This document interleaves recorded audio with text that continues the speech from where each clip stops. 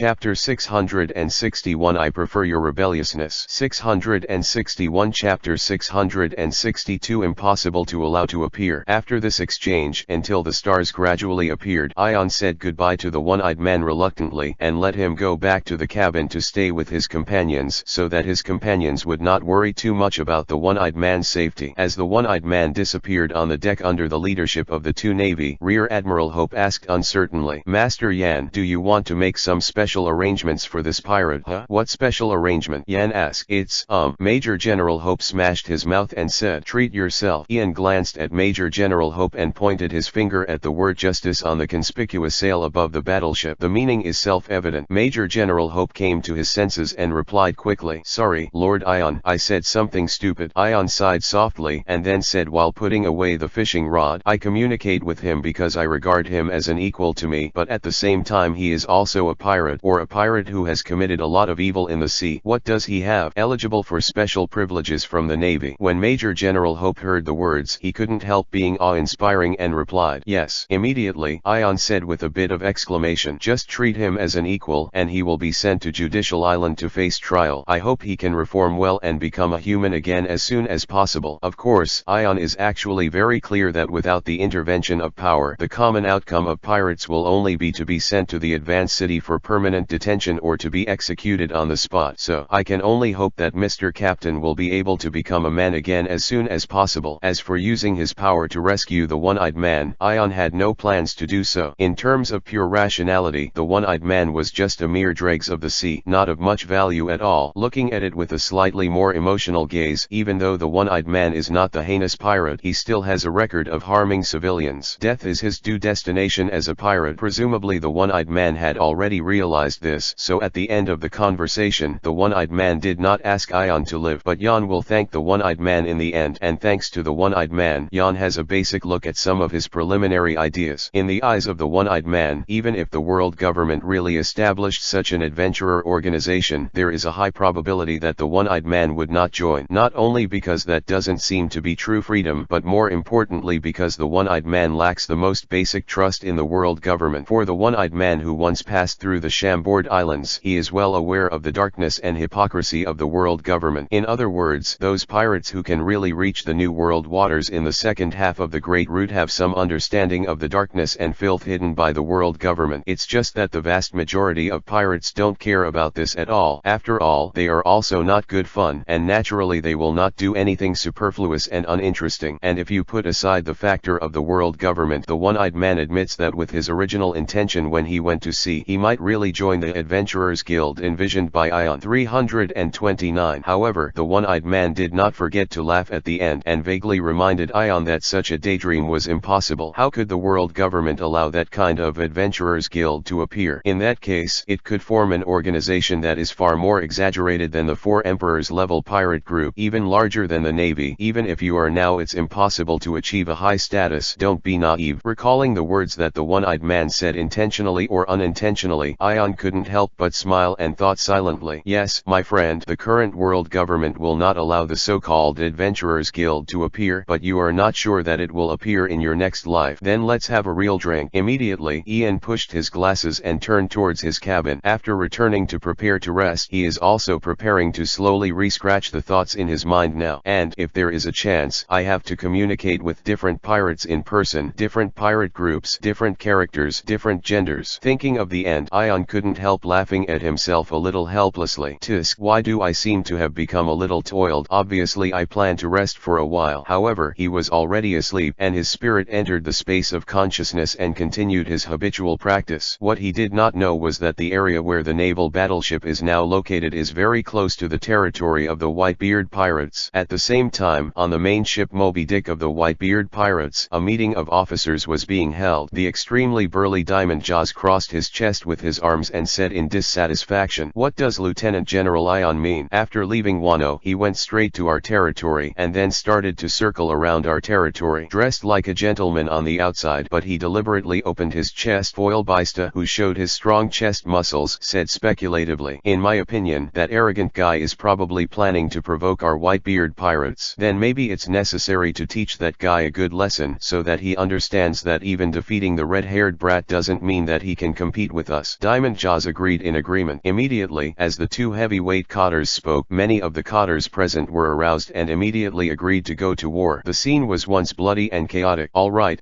At this moment, Marco slapped the table and stopped the other cotters from booing. The usual dead fish-eye expression seemed unusually indisputable at the moment, and he said, "Daddy hasn't spoken yet? What are you bastards kidding? It's not that easy to go to war with the Navy, and that man isn't as easy as you think. If you really plan to fight that man, if you don't prepare 20 pirate ships and do it yourself, it's impossible to win. Besides, that naval battleship didn't really enter our territory, it was just going around in circles." For a while, the rest of the cotters were a little speechless, and then subconsciously turned their attention to the whitebeard at the top. Chapter 662, Impossible to Allow to Appear. 662 Chapter 663, Por gas dias. However, at this moment the white-bearded man who was sitting on the top with one hand on his cheek and his head slightly turned to the side seemed to pay no attention to what was being debated at the cotter meeting, but looked at the stack of the latest reward orders in his hand. "Father, what's the matter? Hey, is there any important information on the reward order, or is it an important person? Marco, what's the matter with Daddy?" Finally, after discussing in a low voice, the cotters asked Marco, who knew Whitebeard well. In this regard, Marco couldn't help but rolled his dead fish eyes. Even though Marco has followed Whitebeard for decades, witnessed and experienced the changes of the sea age, but he is not a roundworm in Whitebeard's stomach. How can he even guess what Whitebeard is looking at? However, seeing the nostalgia in Whitebeard's eyes unintentionally, Marco couldn't help but feel a little curious. Immediately, Marco walked to Whitebeard's side and coughed lightly, reminding him, "Cough, Daddy." At the same time, Marco also saw clearly the reward warrant held in Whitebeard's hand, but it was an unusually young and unfamiliar kid. However, that smile. Marco's pupils shrank slightly, but he thought of another man who used to be extremely free and bright in this sea. However, before Marco came back to his senses, boom, Whitebeard's fist has landed heavily on Marcon's pineapple-like hairstyle, and said angrily, "Idiot, what are you looking at?" As the phoenix who can heal his injuries almost infinitely, Marco followed Whitebeard's movements and simply fell to the ground, rolling over and shouting, "Ah, it hurts." For a while, a series of cheerful laughter sounded from the Moby Dick. Seeing this, Whitebeard looked even more helpless and said angrily, "Idiot, it's almost done. Get up for me quickly." Marco said with a hurt look on his face, "No, Dad, I'm injured and I may have to rest for a while or take a little more next time when the treasure is distributed." "Okay, no problem." Whitebeard took the reward in his hand and said, "Next time, I will give you a little more from my share of treasure, but you will be responsible for the purchase of materials for the next year." For a moment, Marco's expression stiffened and he quickly wanted to say something. However, Whitebeard spoke as if he had expected it. "This is the captain's decision. Accept that treasure with gratitude." At this moment, Marco's dead fish eyes look as if the bottom seemed to have lost its vitality, and replied feebly, "Yes." As for the rest of the cotters, they laughed together completely. Purchasing supplies. For other pirate groups, this may be regarded as a fat pour, and even can often make a fortune from it. But for the Whitebeard pirates, a family-style pirate group, purchasing supplies is the most troublesome thing. Almost every time people go out to buy, they will be surrounded by a large number of brothers demanding to bring back all kinds of things. At this time, Marco had instinctively considered how to return this troublesome matter to other cotters. However, as long as they are cotters who have stayed in the Whitebeard pirates for more than a year, they will never be fooled again, and only newcomers will take on this kind of task without knowing it. Speaking of which, the name of the kid just now seems to be Por gas dias. But when the laughter gradually subsided and the meeting was back on track again, Whitebeard didn't seem to care at all when the rest of the cotters proposed whether to expel Ion's naval warships wandering in the nearby waters. Appearance. On the contrary, what surprised all the cotters was that Whitebeard suddenly proposed to leave the site and go to the rest of the sea. This, for the Whitebeard pirates, it is undoubtedly a big event, even a big event that can affect the pattern of the entire sea. The strongest man in the world. This is the name that Whitebeard is deeply rooted in the sea. Even if Whitebeard and the rest of the pirates are called the Four Emperors together, in terms of influence, Whitebeard's influence is enough to crush all the pirates in the sea today. He is the last legend of the last pirate era, and also the pirate king of this era. And such a man, without warning, suddenly chose to leave his own territory with unknown purpose. When many forces confirmed this piece of information, they couldn't help but think about it. Could it be that Whitebeard intends to declare his existence to the entire sea in order to target the world government and the navy that have won the victory in Wano country? Or, the navy's gradually aggressive actions in the New World Sea area angered the emperor, but Whitebeard, who disdained to care about the juniors, chose other ways to fight back. For a time, time, with Whitebeard's movement, the entire New World Sea area and even Marine Fanduo of the Navy headquarters became a little nervous. Many pirates in the New World Sea area have all adopted an attitude of shrinking, not daring to wander freely at this moment. Today's New World waters can be described as unparalleled danger. Not only Lieutenant General Sakura Dragon Ion but even Edward Newgate Whitebeard began to wander in the sea. As long as the pirates have a little understanding of the laws of survival in the sea and the concept of strength and weakness, they will never choose to set sail rashly to avoid accidentally encountering those two monsters. However, just when the pirates in the waters of the New World almost invariably picked up their tails and chose to keep a low profile for the time being, in a pirate ship with a pirate flag whose overall pattern is shaped like a spade but the color is like a flame, a teenager with black hair, freckles on both cheeks, and a tattoo of ASCE on his left arm, looking at the report in the newspaper that Edward Newgate Whitebeard left his territory, he showed a very bright and wary smile. Guys, this is the perfect opportunity. As long as we defeat Edward Newgate Whitebeard smoothly, then we will be even closer to the throne of One Piece. Bastard, you can be optimistic. Horghast Ace must defeat the Whitebeard that you could not defeat before, and then take the title of One Piece. Ace's eyes exuded unparalleled heat, and raging flames unconsciously rose from his body, and the whole person was like the rising sun. Chapter 663 Horghast Ace 663 664th chapter Catch Up. And when Ion, who was enjoying his fishing life leisurely, also saw the latest newspaper, his expression couldn't help being a little stunned. Whitebeard left his territory. What's more, the report in the newspaper even mentioned the reason why Whitebeard left his territory, probably because Ion's warship deliberately intimidated Whitebeard, which angered Whitebeard. Seeing this, Ion's mouth twitched slightly. Most of the military affairs in the Navy are handled by Hope, and the battleship's navigation route is not bothered, but he is completely unaware that the battleship is actually around Whitebeard's site. As for the information on the Revolutionary Army, it has not been deliberately reported to Ian in the recent period, but Ion frowned slightly, but he could clearly feel the anomaly in Whitebeard's behavior. With the character of Whitebeard, if it is because of his own reasons, he will either choose not to care about the younger generation, or he will directly expel himself. No matter how you look at it, he should not leave his own territory, and then he is suspected of fighting, counting revenge on the world government and navy by other means. Almost in a second, Ion was sure that Whitebeard's departure from his own territory was definitely not for his own reasons. Whitebeard, what are you going to do? If you leave your own territory at this time, if you really do something exaggerated, it will be considered provocative, Ion murmured, and his heart was full of doubts. As a legend of the previous era, the weight and influence of Whitebeard in the group of pirates, the emperor of this era, is extremely terrifying. If Kaido's impression is more like a lawless madman, then Whitebeard is the emperor who has really stood above the sea for decades. Even though Whitebeard was extremely old, no one dared to underestimate him. In the previous naval war against Shanks and Kaido, in order to avoid Whitebeard's participation in the war, Lieutenant General Garp, the strongest naval soldier, was specially dispatched to block him. Thinking over and over again, Ion's mind flashed a few guesses, but he still felt uneasy, especially now that the country of Wano is about to start a real reform. Changes in the situation in the sea are likely to have a chain reaction that will cause a series of unexpected changes. No, you can't let it go. Ian put the fishing rod in his hand and let Zyajin pack his things, while he hurriedly walked towards the battleship command room. At the same time, in the command room of the naval battleship, all the admirals except Ian were gathered here, and at the same time they were being questioned by the senior naval officers in the phone bug. Who allowed you to be good at getting so close to Whitebeard's territory? What a stupid choice. Now who will tell me what to do with it? Why didn't you report the sailing route in advance? What are the consequences of such a dangerous move without authorization? Do you know exactly what? In the face of the questioning from the high-ranking navy, all the admirals present did not speak up but silently endured it, and did not put the responsibility on their commander Lieutenant General Ion. And even if these admirals did not answer, the senior navy officers knew very well that this matter was absolutely inseparable from Yon. It's just that even if it does lead to extremely serious consequences in the end, the relevant responsibilities and taints of the Navy's high-level officials will not be smeared on Yon's body. The accident caused by the mistakes of several admirals and the wrong choice made by Ion as a Navy hero led to serious consequences.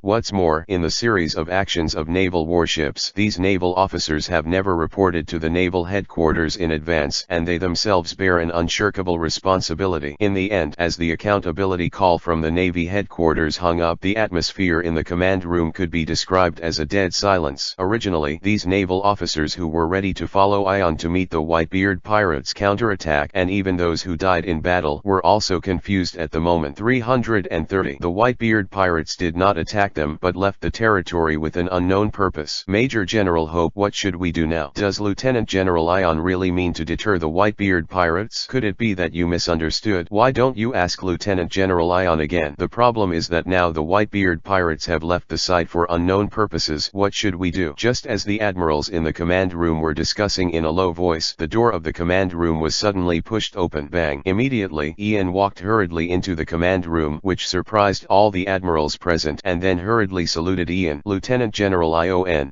Ian nodded, not paying too much attention to the expressions of these admirals, but hurriedly walked to the chart placed in the middle of the command room, and asked Hope on the side, "What is the exact location of the battleship now? Which sea area is Whitebeard probably in?" When Major General Hope heard the words, he hurriedly answered in detail. Ian was silent for a moment, then spoke up. "Come up." "What?" Major General Hope was stunned for a moment, but he couldn't react, and Ion pointed his finger at the chart and said decisively, "Target Whitebeard's ship Motabik and catch up." Immediately, the admirals in the entire command room were first shocked, and then they all felt goosebumps subconsciously. That is the strongest man in the world, Edward Newgate, and Whitebeard must have many extremely powerful cotters by his side. However, under such circumstances, Lieutenant General Ion ordered to catch up without hesitation. This choice, almost what is the difference between planning to challenge the entire Whitebeard pirates with one person? That's right, Lieutenant General Ion was right, and neither were they. As for the weak and incompetent naval headquarters, let them slowly fear the reputation of Whitebeard and then worry with anxiety Whitebeard's next move. And what we should do is follow Lieutenant General Ion's back and go to intercept and then defeat Whitebeard. As for whether Ian will be Whitebeard's opponent as Ion's direct subordinates, there is almost no doubt or confusion in the hearts of these admirals. Chapter 664 Catch Up. 664 Chapter 665 One by one can really act. For a time after the admirals in the command room were shocked, they felt their blood boil from the bottom of their hearts. First, red-haired Shanks and Beast Kaido, then the most dangerous man in the world, Drago, followed by Whitebeard. Even though Lieutenant General Ion never made any announcements, nor did he make any vows to shock the sea, the Navy present felt that Lieutenant General Ion was planning to use his own power to pacify the entire New World, the sea area, and even to pacify the entire Great Pirate era. Come on, what kind of arrogant and direct speech is this? At this moment, the eyes of the admirals seemed to be slightly reddened. With the words of Lieutenant General Ion, the admirals have understood what they should do and are creating something. That's right, now, we are creating a new legend with Lieutenant General Ion. In any case, we must help Lord Yan, and we will be the assistants and witnesses of the new legend. The blood called justice has already boiled over. Before Ian could react, Ian suddenly felt that the atmosphere of the entire command room had changed significantly, and many naval officers were busy doing a group assisting the steering of the naval battleship with unparalleled efficiency, and proceed at full speed at top speed. These guys, how come it's like they've been beaten with blood for no reason? Ion, who spoke 2 words throughout the whole process, couldn't help feeling a little baffling, but after staying in the command room for a while, he confirmed that they were indeed heading towards the sea area where the Moby Dick was located, so they did not continue dig into this little problem. And even though Ion has no clear guess about Whitebeard's purpose, no matter what, the naval battleship must be temporarily kept up with the Moby Dick. Whitebeard, what exactly do you want to do? Did you sense some changes in the sea, or did some information stimulate you? Ion narrowed his eyes slightly, and immediately checked the information that happened in the sea before and after leaving his own territory with a Whitebeard, the movements of all parties, and the changes in the final island. Ralph drew whether the world government and the Navy have secretly made any plans against Whitebeard until the end, when Rear Admiral Hope moved in a stack of the latest bounty orders issued by the Navy during that time. Ion saw the Portgas d'Ace bounty order, but he understood it instantly. Come over. This is the only possibility. Ion smiled slightly and then checked all the information related to Portgas d'Ace. Just as the war in Wano was at its most intense, a pirate with the ability to burn fruit of nature, Portgas d'Ace, appeared in the East China Sea, and while the Navy was temporarily out of time, in less than a few months, the Spade pirates founded by Portgas d'Ace quickly entered the Great Route and arrived at the Chambord Islands, becoming the most popular in recent years, the most dazzling and only supernova pirate. When the Navy headquarters was sluggishly aware of the danger of Portgas d'Ace, and then dispatched Lieutenant General Garp and Admiral Aokiji to the Chambord Islands to try to obliterate this dazzling supernova. The end result was that Portgas d'Ace made a scene in the Chambord archipelago, broke through Lieutenant General Garp's defense line and melted the frozen pheasant himself with a scorching flame. The sea left the Chambord Islands smoothly. At this point Porgas d'Ace became famous in battle, and the bounty amount soared from the original 50 million Bailey to 550 million Bailey. However, the great events that happened in the Nakano country during that time almost attracted the attention of the entire sea. Originally, Porgas d'Ace's actions that were enough to amaze the entire sea were completely overshadowed by Ion's halo. After reading the information about Porgas d'Ace in the Navy to the end, Ion couldn't help but caress his forehead with one hand. The combination of Lieutenant General Garp and Admiral Aokiji can stop Porgas d'Ace, right? This is basically Lieutenant General Garp. This grandfather is seeing off his grandson, escorting him into the last part of the second half of the Great Route and checking Ace's growth along the way, especially with the green pheasant. It is too fake. Anyone who has been in the naval headquarters for a few more years will not know that Admiral Aokiji used to be Lieutenant General Garp's direct subordinate, and it is not an exaggeration to think that Admiral Aokiji is Lieutenant Admiral Garp's disciple. Immediately afterwards, Ion simply calculated the time when Porgas d'Ace left the Chambord Islands recorded in the Naval Intelligence and muttered, "It should be less than half a month since Porgas d'Ace arrived on the Great Route. It's just a pity that the Navy is in the New World Sea. The intelligence capabilities in the domain are quite weak, and there is no way to specifically determine the location of Porgas d'Ace." And Whitebeard's abrupt move made Yan smell a different abnormality. If Whitebeard stayed in the territory all the time, it would be impossible to break in with Ace's strength, let alone meet Edward Newgate, the strongest man in the world. So, is Whitebeard deliberately giving Ace a chance to challenge? So, Whitebeard definitely knows Ace's true identity. According to the information known from the previous life, Ion, who knew the true identity hidden by Ace, even the son of One Piece Roger, made this judgment almost instantly. The old people from the previous era definitely still have some unknown connections with each other, or Lieutenant General Garp deliberately performed such a farce to tell Whitebeard who is Roger's son in this way. These guys are really good at acting one by one. Porgas d'Ace. Finally, Ion murmured the name, his eyes narrowed in thought. I have to say that Ion's attention was mostly on Luffy before, and he really didn't pay much attention to the son of Roger. After all, whether it is strength, talent, or character, Ace is not good enough to make him look at him. In contrast, Ian most admires Sabo, who has been the commander of the Revolutionary Army for almost 2 years now. Maybe Sabo doesn't have an excellent pedigree like Luffy and Ace, but in addition to the strong physical skills that Sabo has trained hard enough, what is more important is to act prudently, to be mature, to have a keen mind, and to have empathy and sympathy, a sense of justice, a high degree of understanding and support for the ideas of the Revolutionary Army. Chapter 665 One by One Can Really Act. 665 Chapter 666 The Encounter between Whitebeard and Ace. In Ion's view, Ace's greatest value today is only the bloodline reflected in his body. After all, as the son of Roger the Pirate King, once Ace's identity is exposed, in order to maintain justice, the Navy tried to justify the execution of Roger the Pirate King at the cost of triggering the Great Pirate Era.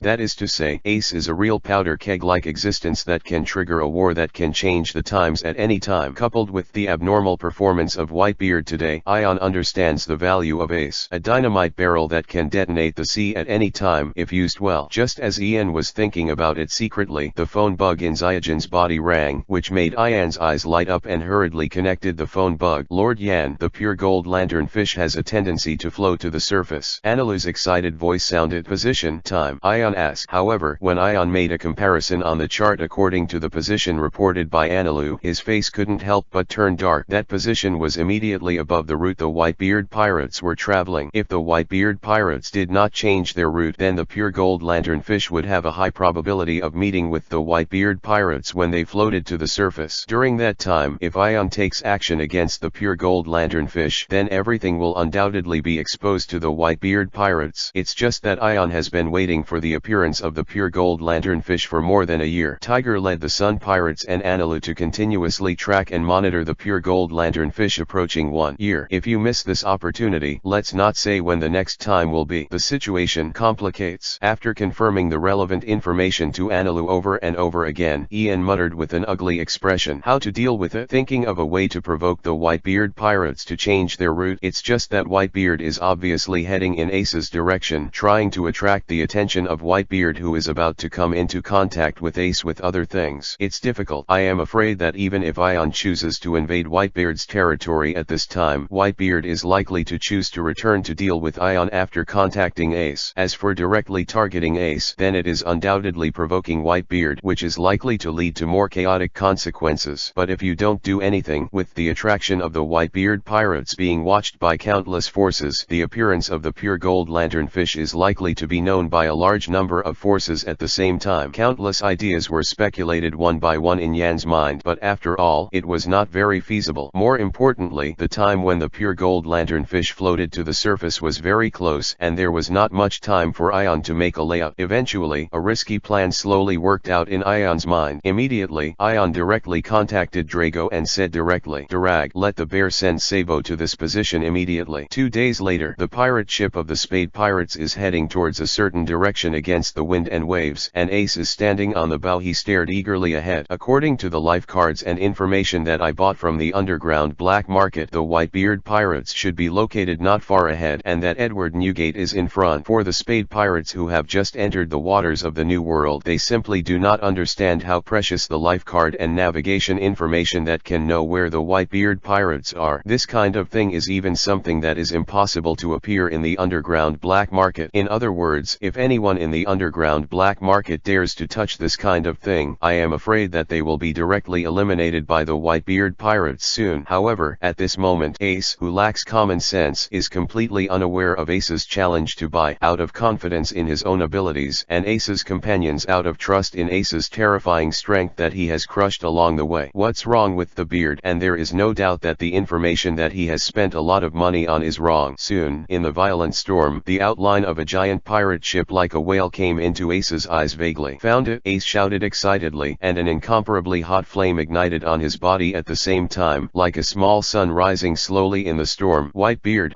Porghast Ace will challenge you." A very proud and confident voice sounded far away in the storm, full of a sense of vigor. However, these words sounded arrogant in the ears of the cotters who followed Whitebeard to set sail at this time. "Porghast Ace? Where did the kid come from?" 331. Every few years there will always be a bunch of idiots who don't know the sky and the sky. This kid seems to be a supernova who entered the Great Root not long ago. In such a short time, I am afraid that the domineering has not yet learned. Hehe, I like to teach such an arrogant kid the most. Looking at his incredible expression, just when the cotters of the Whitebeard pirates were aroused a bit of interest, and they all wanted to rush to take action. To the surprise of many Whitebeard pirates cotters, it was Whitebeard who stood up from the throne of the Moby Dick, even holding the supreme sword, and 12 workers Kong Yun Che's posture stepped forward and moved towards the position of the bow. At this moment the cotters of the Whitebeard pirates present were almost stunned for a while, but only Marco's eyes showed a bit of anticipation. "It's not just the son of a friend who appears in front of me. Perhaps Dad is also responding to the promise he made with Roger." Recalling the past between Daddy and Roger, Marco sighed inexplicably, then moved his footsteps and followed Whitebeard's side. And with the tall figure of Whitebeard appearing on the bow of the Moby Dick, the iconic crescent-shaped beard is even more domineering. "Have a meal." Boom. The next moment, Whitebeard's incomparably heroic laughter sounded in the storm. "Goo la la la, where did the kid come from? How dare you challenge me?" Facing the heroic and domineering figure of Whitebeard from a distance, Ace, who was covered in flames, responded with great enthusiasm. "Whitebeard, I will definitely defeat you and become the Pirate King. P.S. Going back to my hometown to sweep the graves. There is only one update today." Chapter 666, The Encounter Between Whitebeard and Ace. 666. Chapter 667, Reunion in the Storm. Goo la la la, One Piece? And do you still plan to step on Lao Tzu's reputation to become One Piece? How arrogant, little devil, Whitebeard said with a big laugh. "Try to see if this is arrogant, Whitebeard," Ace responded loudly, challenging again. "Little devil, since that's the case, if you have the guts, just follow Lao Tzu," Whitebeard said boldly and domineeringly, and immediately ordered the Whitebeard pirates fleet headed by the Moby Dick to turn towards a nearby desert island. And as Whitebeard faced off, Ace's face was full of confidence and joy. Before that, Ace was quite worried that if the rumored Whitebeard was a coward and dared not fight, then he would have to lead his partners to challenge the entire Whitebeard pirates. Now, it's just a matter of duel with Whitebeard dignifiedly. As long as I defeat Whitebeard and do what that bastard Roger can't do, then it's enough to prove that I'm not just the so-called son of Roger, but Porghast Ace. At this moment, recalling all kinds of Ace in the past, the fighting spirit in his heart has been rising like never before. As long as I beat Whitebeard, then my life doesn't need to be caged again in the shadow of Roger. "Follow!" Ace shouted an order to his partner, and Whitebeard's eyes slanted slightly, looking at the Spade Pirate pirates who were chasing up far behind the storm. The corners of his mouth could not help but bend. "It's courageous enough, kid." Whitebeard raised a rare anticipation and felt a little anticipation for the next battle with Ace. However, Whitebeard's joy did not last long, but a trace of stunned and puzzled appeared on his face, and he suddenly turned his head and looked in the direction of the Spade Pirates. I saw that the pirate ship of the Spade Pirates changed its trend of chasing after it, and then suddenly turned 90 degrees and quickly moved in the other direction. "Ha ha ha, did you escape?" "That kid. Sure enough, it's just a brat who can only talk big, but I didn't expect to escape." It seems that after seeing the old man, there is no way to suppress the fear in my heart. Amidst the discussions of many cotters, Whitebeard's brows could not help but wrinkle slightly. Even though the real contact with Ace is only a moment's effort, but Whitebeard can feel the courage and vigor in Ace. How could such a kid escape without a fight? After thinking for a moment, Whitebeard turned to speak. "Come up." With Whitebeard's order issued, even though most of the cotters were a little surprised that Whitebeard would uncharacteristically care about a kid, they executed it without hesitation, commanding the Whitebeard pirates' fleet to turn around. Quickly they chased after the Spade Pirates. At this moment, on the pirate ship turned by the Spade Pirates, Ace was still full of shock at the moment, staring straight ahead with unbelievable eyes. Even though Ace had instinctively ordered the ship to turn, his head was still a little buzzing. That person just now was Sabo. In the environment of howling storms, even if the line of sight was affected to a considerable extent, it was impossible to fully see the specific appearance of the person who appeared on the sea surface. But that's Sab. Definitely Sabo, who went to sea alone and was shot dead a few years ago. Can't go wrong. Can't go wrong. That's his sworn brother Sabo. Even though Sabo's body shape has changed drastically from that of a few years ago, Ace still felt that familiar feeling and throbbing from his heart almost instantly, and even through the storm, Sabina's iconic smile can still be delivered. Ace bit his lip tightly, and an uncontrollable excitement appeared in his eyes. "Sabo!" Ace hurriedly shouted towards the hazy figure on the sea in the distance, with unparalleled excitement in his tone. At this moment, even though the target Whitebeard that Ace had been chasing in the sea was in front of him, Ace chose to pursue Sabo without any hesitation. Facing Ace's call, the man with his back to Ace turned his head and looked back at Ace. His index finger lightly flicked the brim of his hat as if he was surprised, and then turned around again. Looking vaguely at Sabo's habitual movements that are so familiar to Ace, Ace couldn't help but jumped abruptly and landed on a special boat suspended from his own pirate ship, and then waved the rope securing the dinghy was blown. The next moment, the boat carrying Ace had not yet fallen to the sea surface, and the flames released by Ace erupted at the tail as power, and a strong power erupted like a red meteor shuttled through the sea. In the stormy sea, he quickly chased in the direction of Sabo. Almost in less than a moment, the red meteor carrying Ace caught up with Sabo, and Sabo also subconsciously turned his head to look at Ace. As the distance between the two sides approached, even though the storm became more intense, Ace could fully see Sabo's appearance. Short, wavy blonde hair, familiar facial features, and a confident and polite smile, except for a burning scar on the left eye. "That's right, Sabo." At this moment, Ace's eyes were filled with unprecedented excitement and joy, shouting loudly, "Sabo, you guy is still alive." However, in the face of Ace's joy, Sabo's eyes showed a bit of confusion and doubt, and he asked politely, "Hello, when have we met?" "You guy." Ace, who was immersed in joy, subconsciously thought that Sabo was joking, and instinctively reached out to hammer Sabo's chest. However, facing Ace's fist, Sabo's five-fingered and one-pointed blocked Ace's fist with a movement similar to a three-fingered dragon claw, and then said with a bit of warning, "Sir, if you do something superfluous, then I'll think you're trying to attack me." For a moment, Ace was completely stunned. As a righteous brother, Ace is too familiar with Sabo. Even though he has not seen him for several years, his appearance has undergone considerable changes, but Ace still has no doubt that the person in front of him is definitely Sabo. But why is this reaction? Sabo, what the hell happened? Chapter 667 Reunion in the Storm. 667 668th chapter Engulfed Brother. You. However, before Ace could speak, the entire sea suddenly shook violently. Sabo seemed to sense something, and said while staring at the sea below, "Sir, please don't interfere with my mission, and please leave here immediately. That thing will come out soon." Feeling the unusual movement, Ace tried to stabilize the boat under his feet and asked, "What? Pure gold lanternfish?" When listening to Sabo's answer, Ace suddenly felt a light on his feet and looked down subconsciously. Until then, Ace noticed that the reason Sabo was able to move quickly on the sea surface was actually standing on top of some kind of giant sea king. In addition, the most terrifying and incomprehensible thing about Ace was that a golden light source like a huge light bulb appeared in the sea water, and the golden light source was gradually getting bigger. With Ace and Sabo as the center, the entire sea surface was already rising like like a hill. What is this stuff? The next moment, as the golden light source kept approaching, Ace's eyes suddenly saw the mouth hidden under the light source that opened like an abyss, comparable to an island-sized terrifying mouth. For a time, the originally high and uplifted sea surface was instantly reversed, and the big mouth of the blood basin swallowed everything like a boundless abyss, so that a terrifying maelstrom suddenly appeared in the sea, and everything in the maelstrom continued. The ground was quickly engulfed by the large mouth of the blood dish. Run away. Seeing such a terrifying scene, no matter how arrogant and proud Ace was, he subconsciously had the idea of running away. The tail of the boat under his feet spurted a lot of flames as a propulsion ability, and he reached out and grabbed towards Sabo's arm. Do not forget to escape with Sabo. However, Sabo slapped Ace's palm off with a slap, but his eyes were fixed on the bloody mouth below. Anxious Ace looked at the increasingly clear bloody mouth below and quickly reminded, "Hey, Sabo, what are you doing? Run away." "Sir, I have already said don't interfere with my mission. Please escape as soon as possible," Sabo said politely, and then his 5 fingers turned into the shape of 3-fingered dragon claws again, and he slammed towards the sea kings he was stepping on. Bang! The terrifying destructive power instantly penetrated the head of the sea king at the foot, and also prevented the sea king from instinctively trying to escape the maelstrom of struggle. Immediately, the sea kings, which had completely turned into a corpse, were quickly swallowed up by the maelstrom, and together with Sabo, they quickly opened their mouths towards the blood plate that the pure gold lanternfish grew up with. And watching Sabo engulfed in the maelstrom and about to fall into the bloody mouth of the pure gold lanternfish, Ace yelled at Sabo almost without any hesitation, "Damn it, Sabo, how can I allow you to disappear in front of me again?" The next moment, the stern of the boat that Ace was stepping on spurted an unprecedentedly hot flame, pushing Ace straight into the center of the maelstrom like a shooting star, and then submerged into the sea and followed behind Sabo. When Sabo discovered Ace's stupid and impulsive behavior, Sabo couldn't help but widen his eyes full of shock. What is this guy doing? He is a devil fruit person. Why did he rush into the sea in such a suicidal way? In the rapid, chaotic, and dim current at the center of the maelstrom, the light source in front of the pure golden lanternfish shone on the dim water, which also allowed Ace and Sabo to see each other in the sea very clearly. Ace opened his mouth slightly, his eyes fixed on Sabo's direction, still maintaining a sprinting motion and extending his palm in Sabo's direction, as if he wanted to say something, as if he wanted to keep something, and as if what do you want to protect? It's just that Ace couldn't make a sound in the sea, but Sabo somehow understood Ace's mouth at this moment. He is calling my name. Sabo. Sabo's eyes widened. He didn't understand why this young man who suddenly appeared was so obsessed with himself. Even if he followed him into the abyss of the maelstrom, he didn't hesitate at all. Why? Did we know each other before? Who are you? Next moment, Sabo, whose head was in severe pain like a needle stick, trembled fiercely in his pupils. The person in front of me is Ace. Grumbling. Copyright 2022 Fanfiction, all rights reserved. 332. A series of bubbles emerged from the mouths of Ace and Sabo respectively, but unlike Sabo's excited expression, Ace, who is a devil fruit user, rolled his eyes, and his powerless body was wrapped in turbulence and flew fast. It fell into the big mouth of the blood basin where the pure gold lanternfish grew up, and between the lightning and flint, Sabo's strong 5 fingers firmly grasped Ace's palm that seemed to be still outstretching towards Sabo. When Ace finally fell into a coma, he saw the eagerness and concern in Sabo's eyes, as well as the words he seemed to want to convey. "I got you, Ace." The next moment, Sabo, who was clutching Ace's palm, hurriedly took out an unknown special device from his body and slammed it into Ace's face, and then the two were completely swallowed by the bloody mouth of the pure gold lanternfish, and the whole process was completely witnessed by Enel and Ion, who were hidden in the sky. Seeing that Ace, who is a devil fruit wielder, rushed into the mouth of the pure gold lanternfish with Sabo as if he was dying, Enelu asked in a puzzled way, "Huh? Lord Ion, is there any relationship between Sabo and that flame kid?" Ion pushed up his glasses and answered equivocally, "Who knows such a thing?" But Ian recalled the most actions that Sabo had completely disappeared from the pure gold lanternfish's mouth, but vaguely guessed that Sabo may have recovered his memory under the stimulation of Ace. Otherwise, no matter how gentle and polite Sabo's character is, it is impossible to buckle the special device that can maintain breathing in the sea on Ace's face without hesitation, to ensure that Sabo should be amnesiac in the eyes of Sabo. Strangers Ace's life. As for Sabo's safety, Ian wasn't too worried. The breathing mask that Logo studied according to the physiological characteristics of the Murlocs being able to breathe underwater, it is enough for 2 people to use it in turn to ensure enough oxygen. It was unexpectedly smooth. Ian muttered something, and his eyes immediately turned to the Moby Dick not far from the swirl that was gradually subsiding. In other words, he was watching Edward Newgate the Whitebeard standing at the bow of of the ship. Chapter 668 The Engulfed Brother. 669th chapters from Heaven and Snow. Anger. Even from a considerable distance, Ion could still feel the anger stemming from Whitebeard. At this time, the Battle of the Top in the original trajectory still has more than 4 years to go, and Whitebeard's condition is far from the bad level that Ion's body is covered with needles in the impression of his previous life. Perhaps Whitebeard's physique has begun to decline, but it is still the monster that can sit firmly on the throne of the strongest man in the world, and Ion took great pains to arrange the scene, and it was this kind of reaction he was expecting. Instead of letting Whitebeard become an obstacle to dealing with the pure gold lanternfish, it is better to let Whitebeard take the initiative to deal with the pure gold lanternfish. Given the importance that Whitebeard places on Ace, even if Ace hasn't truly become Whitebeard's son, Whitebeard absolutely cannot allow Ace to be swallowed by the pure gold lanternfish. Immediately, Ion also asked Anilu to control the arc proverbs to stop releasing thunderclouds, and the artificially created storm that covered the sea and obstructed everyone's sight gradually stopped. For a time, as the storm subsided, the huge body of the pure gold lanternfish that slowly surfaced from the sea was completely exposed in front of the Moby Dick, and even with the size of a giant in a pirate ship like the Moby Dick, it is not as big as one of its teeth in front of the pure gold lanternfish. At this moment, the shock brought by the pure gold lanternfish is almost no less than the sudden appearance of a huge island, especially the lantern hanging above the head of the pure gold lanternfish. The golden light it exudes is like the sun emerging from the sea in the storm. In the Spade Pirates not far from the Moby Dick, almost all of Ace's partners said with despair on their faces, "It's over, it's over, the captain was swallowed. How can there be such a huge Sea King class? What kind of monster is this? Is this the viciousness of the New World Sea area? Ace, can you hear it? Get out." At this moment, an angry and domineering voice resounded in the sea area. A mere beast, an air shock. Suddenly, the crew of the Spade Pirates seemed to hear a series of cracking sounds that made the scalp numb. Starting from Kongyunki waving in the hands of Whitebeard, there appeared in the air. The large cracks seemed to fill the entire sky in the blink of an eye. Boom! The next moment, a roar sounded that shook the sky, and the air cracks that spread to the side of the pure gold lanternfish burst out with a terrifying impact and tearing force. And also in the eyes of Yan's expectation, the pure gold lanternfish's scales, which made tigers helpless, shattered in large pieces. For humans, blood almost like a waterfall was scattered on the surface of the pure gold lanternfish. The wound spewed out. "It works, Whitebeard, well done." Ion's eyes lit up slightly, and he sincerely admired the terrifying and destructive power of Whitebeard. It is as expected that the old man has been jealous for so many years, and is considered to be a man with the power to destroy the world. The power of the shake fruit really made Whitebeard reach a certain extreme, shattering the sky and conveying such terrifying destructive power. In this way, the temporary plan made before is not necessarily realized. Thinking of this, Ion took a white mask from Zyajin's hand and slapped it on his face. Dissolution Big Red Lotus Ice Will Pill. In an instant, an extremely terrifying chill erupted from Ion's body, and even Anilu, who was a thundering fruit person, seemed to feel the decrease in the level of ionization activity in the thick cold air that gradually spreads. At this time, Ion seems to have an ice dragon attached to his body. The gorgeous crystal dragon wings are open, and there are 12 ice flowers suspended above, giving people a dreamlike feeling. Witnessing this scene, Anilu felt an incomparable shock in his heart. No, as expected of Mr. Ion, in addition to mastering the blazing flame that burns everything, it also possesses the extreme coldness. Immediately, the soul-chopping blade in Ion's hand pointed towards the sky. Unlike Soul Slasher, Ryakanoka, which will destroy almost everything with terrifying flames when it remains in a dissolving state, Soul Slasher Hinrenmaru can freeze the moisture in the air and manipulate the cold air pressure to perfectly control climate change. And the thick and dark clouds that were previously created by arc proverbs on the sky above the sky concealed all the visions of Ion's manipulation of the climate. The phase of the sky is coming from the snow. The next moment, when the pure golden lanternfish was hit by Whitebeard's angry empty shock, blood splattered all over its body as if provoked, and moved towards the Whitebeard pirates with its huge body. When the direction collided, dense snow scattered all over the world in an instant, and the temperature of the entire sea area was also dropping sharply. The sea is also showing signs of freezing rapidly. Marco took a snowflake that fell on his palm, but his eyes were full of doubts. "What's the matter with this climate?" You must know that Marco has lived in the waters of the New World for decades. Even if the climate of the New World waters is notoriously extremely changeable, this unforeseen heavy snowfall is the cause of Marco are unheard of. In particular, Marco's eyes fell on the surrounding sea that was beginning to freeze at an extremely fast speed, and a bit of vigilance appeared in his mind subconsciously. Seriously, is there a problem? The sea, how could it be frozen so fast? How could there be such a coincidence? It just happened to create a perfect stage for Dad to fight the pure gold lanternfish. However, just when Marco wanted to remind Whitebeard, the Whitebeard holding Kong Yunki had already jumped off the Moby Dick, but the burly and huge body had appeared on the sea surface with incomparable lightness and flexibility. Jumping back and forth on the ice cubes, it quickly approached the direction of the pure gold lanternfish. I must slaughter this beast today. Whitebeard's decisive voice roared in the sea area, and many cotters of Whitebeard pirates were already eager to keep up with Whitebeard. Hunting such a huge sea king is enough to make these seamen feel excited. Tisk. Marco frowned slightly, and after a quick evaluation in his heart, he made a decisive choice and ordered all the fleets retreated and left the snowfall area to avoid the ships being frozen and being affected by the battle. The 5th Division to the 10th Division stayed behind the ships, and the rest brought weapons and followed me to support Dad. Chapter 669. The phase of the sky follows the snow. 669. Chapter 670th. You can continue. Snow. It was like an avalanche pouring down continuously from the sky, turning the entire sea area into a vast white scene. The sea also condensed in a moment, enough ice to allow humans to stand at will, facing the pure golden lanternfish that was as big as a large island. Whitebeard stood proudly in front of it, holding Kong Yunki's arms in a circle, and a terrifying one almost swelled. The aperture is condensed in the blade of Kong Cloud Cut. Seeing that the pure gold lanternfish was about to hit the ice with its terrifying size, Whitebeard's slightly squinted eyes suddenly widened, and Kong Yunki in his hand suddenly moved towards the pure gold lanternfish, tens of thousands of times larger than himself. Cut out. Atmospheric segmentation. Buzz. An indescribable voice first echoed on the sea, followed by a series of air-shattering sounds, and countless snowflakes falling from the sky stopped for a moment and then collapsed instantly. At this moment, everything in front of Whitebeard seemed like a mirror, and then quickly shattered and collapsed. Crack. Boom. A huge roar sounded, and the pure gold lanternfish stagnated towards the body that was hit by the Whitebeard, as if the island-sized body was forcibly stopped in an instant, and a lot of blood suddenly splashed everywhere on the body. It was as if a blood plum had been added to this white picture, and at this moment Marco, who was worried about Whitebeard, led a large number of Whitebeard pirates cotters to arrive. As the captain of the first team of the Whitebeard pirates and also Whitebeard's personal doctor, Marco is very aware of Whitebeard's current physical condition. If Whitebeard is allowed to continue to mess around, then the physical condition of Whitebeard's body with more dark wounds will be even worse. Immediately, Marco, who incarnated in the form of bird fruit, phantom beast, and phoenix form, swept past Whitebeard's head, and the phoenix form wrapped in blue flames raised his claws and slammed towards the pure gold lanternfish. Kick to the forehead. Phoenix seal. The shock wave that seemed to be in essence slammed heavily on the forehead of the pure gold lanternfish that seemed to be groaning after being attacked by Whitebeard. At the same time, the rest of the cotters and pirates also shot unreservedly at the extremely terrifying behemoth in front of them. Shining crash. Rose dance. Extremely fast kick. For a time, the pure gold lanternfish suffered the full blow of all the officers of the Whitebeard pirates at almost the same time. However, the cotters of the Whitebeard pirates, who are also famous and powerful in the New World waters, can be said to be very few who can actually leave wounds on the surface of the pure gold lanternfish. What? The cotters of the Whitebeard pirates, who can easily slaughter the sea kings, can hardly believe their eyes. Attack. Ineffective. In addition to Whitebeard's shock fruit leaving a lot of wounds on the pure gold lanternfish, even the strongest Marco only reluctantly smashed a few scales, which can't be regarded as hurting the pure gold lantern at all. Fish. As for the defensive power of the pure gold lanternfish, Marco, who frowned, quickly reacted, and the phoenix wrapped in blue flames hovered in the sky, reminding his friends, "Don't attack the scales, attack along the wound made by Dad." Following Marco's reminder, the cotters of the Whitebeard pirates shifted their targets and attacked the bloody wounds on the pure gold lanternfish with all their might. For a while, the attack also began to work as Marco had expected. Only hovering in the sky, Marco, who could easily overview all the battles, frowned even more. The irritated pure gold lanternfish is constantly ramming towards Whitebeard in a simple and rude way. Whitebeard also uses the ability of shock fruit to block the pure gold lanternfish in a shocking manner, and constantly break through the defenses of the pure gold lanternfish to create a large number of wounds. The rest of the Whitebeard pirates cotters kept attacking along the wounds made by Whitebeard, tearing apart the flesh and blood of the pure gold lanternfish, so that the pure gold lanternfish poured down a lot of blood like a waterfall. The surrounding ice has been completely dyed red, but even if the attacks of the Whitebeard pirates have been effective, the wound is too small. To the incomparably huge pure gold lanternfish, the cotters of the Whitebeard pirates are like a swarm of mosquitoes. For the pure gold lanternfish, those wounds wounds are probably not even injuries. Just keep angering the pure gold lanternfish. No, perhaps if Dad didn't take action personally, I'm afraid that the rest of the Whitebeard pirates cotters all add up to not have the ability to provoke the pure gold lanternfish. For the first time, Marco felt a little less confident. I am afraid that this time, even with the leadership of the father, all the officers of the entire Whitebeard pirates may not be able to grind to death the pure gold lanternfish when their physical strength is exhausted. However, Marco already understood Dad's decision by looking at the Whitebeard who was wielding Kongyunki, showing the power of destroying the world. Since this is the case, then as a son, I can only do my best. 333. The next moment, Marco, who turned into a phoenix, slammed into the eyes of the pure gold lanternfish. At the same time, on the shore of an island in the pure gold lanternfish, Sabo looked at Ace lying on the ground in front of him with a headache. Even with the scuba mask, Ace was drowning. Sabo, on the other hand, was reminiscing on the way his buddy Kurla taught him first aid for drowning people. It's just that Sabo was a little distracted at that time, and he didn't take the specific chest pressing rhythm that Kurla said seriously at all. He only remembered that he seemed to blow mouth to mouth. After all, at that time Klar forcibly demonstrated to Sabo once, and Sabo hesitated for a while, then lay down in front of Ace. Mouth Ba slowly pouted, then closed his eyes. Just as he was about to lower his head with gritted teeth, Sabo's sense of domineering suddenly felt something, and suddenly turned his head to look at the jungle not far away. I saw three people squatting neatly on the tree, staring curiously at what Sabo did to Ace. 1. Seeing Sabo looking in their direction, the three of them blinked in unison, and the youngest girl said, "Dad, don't worry about us, you can continue." 1. Chapter 670. You can continue. 670. Chapter 671. Dreams. Sob. Sabo blinked subconsciously, then looked down at himself, only to realize that his current posture seemed a bit indecent. For a time, even with Sabo's incomparably calm personality, his expression froze. "It doesn't matter if there is no one. I didn't expect to be watched by someone," and many more. Sabo suddenly thought of something, and quickly raised his head to seriously look at the three people not far away. The youngest little girl who was talking just now had blonde hair, and was excluded by Sabo first, and turned her gaze to the two people beside the blonde girl. Both have black hair, their clothes look a little tattered, their facial features are exquisite and quite similar, as if they are brothers and sisters. Just as Sabo was overjoyed, he suddenly realized that the two seemed to be 12 or 13 years old, and this time Sabo was instructed to enter the belly of the pure gold lanternfish, and the target he needed to find should be a pair of children around the age of 8. Immediately, Sabo ignored why the three children were here, and turned his attention to Ace again. Immediately after, Sabo was ruthless, and lowered his head to rescue Ace with his eyes closed.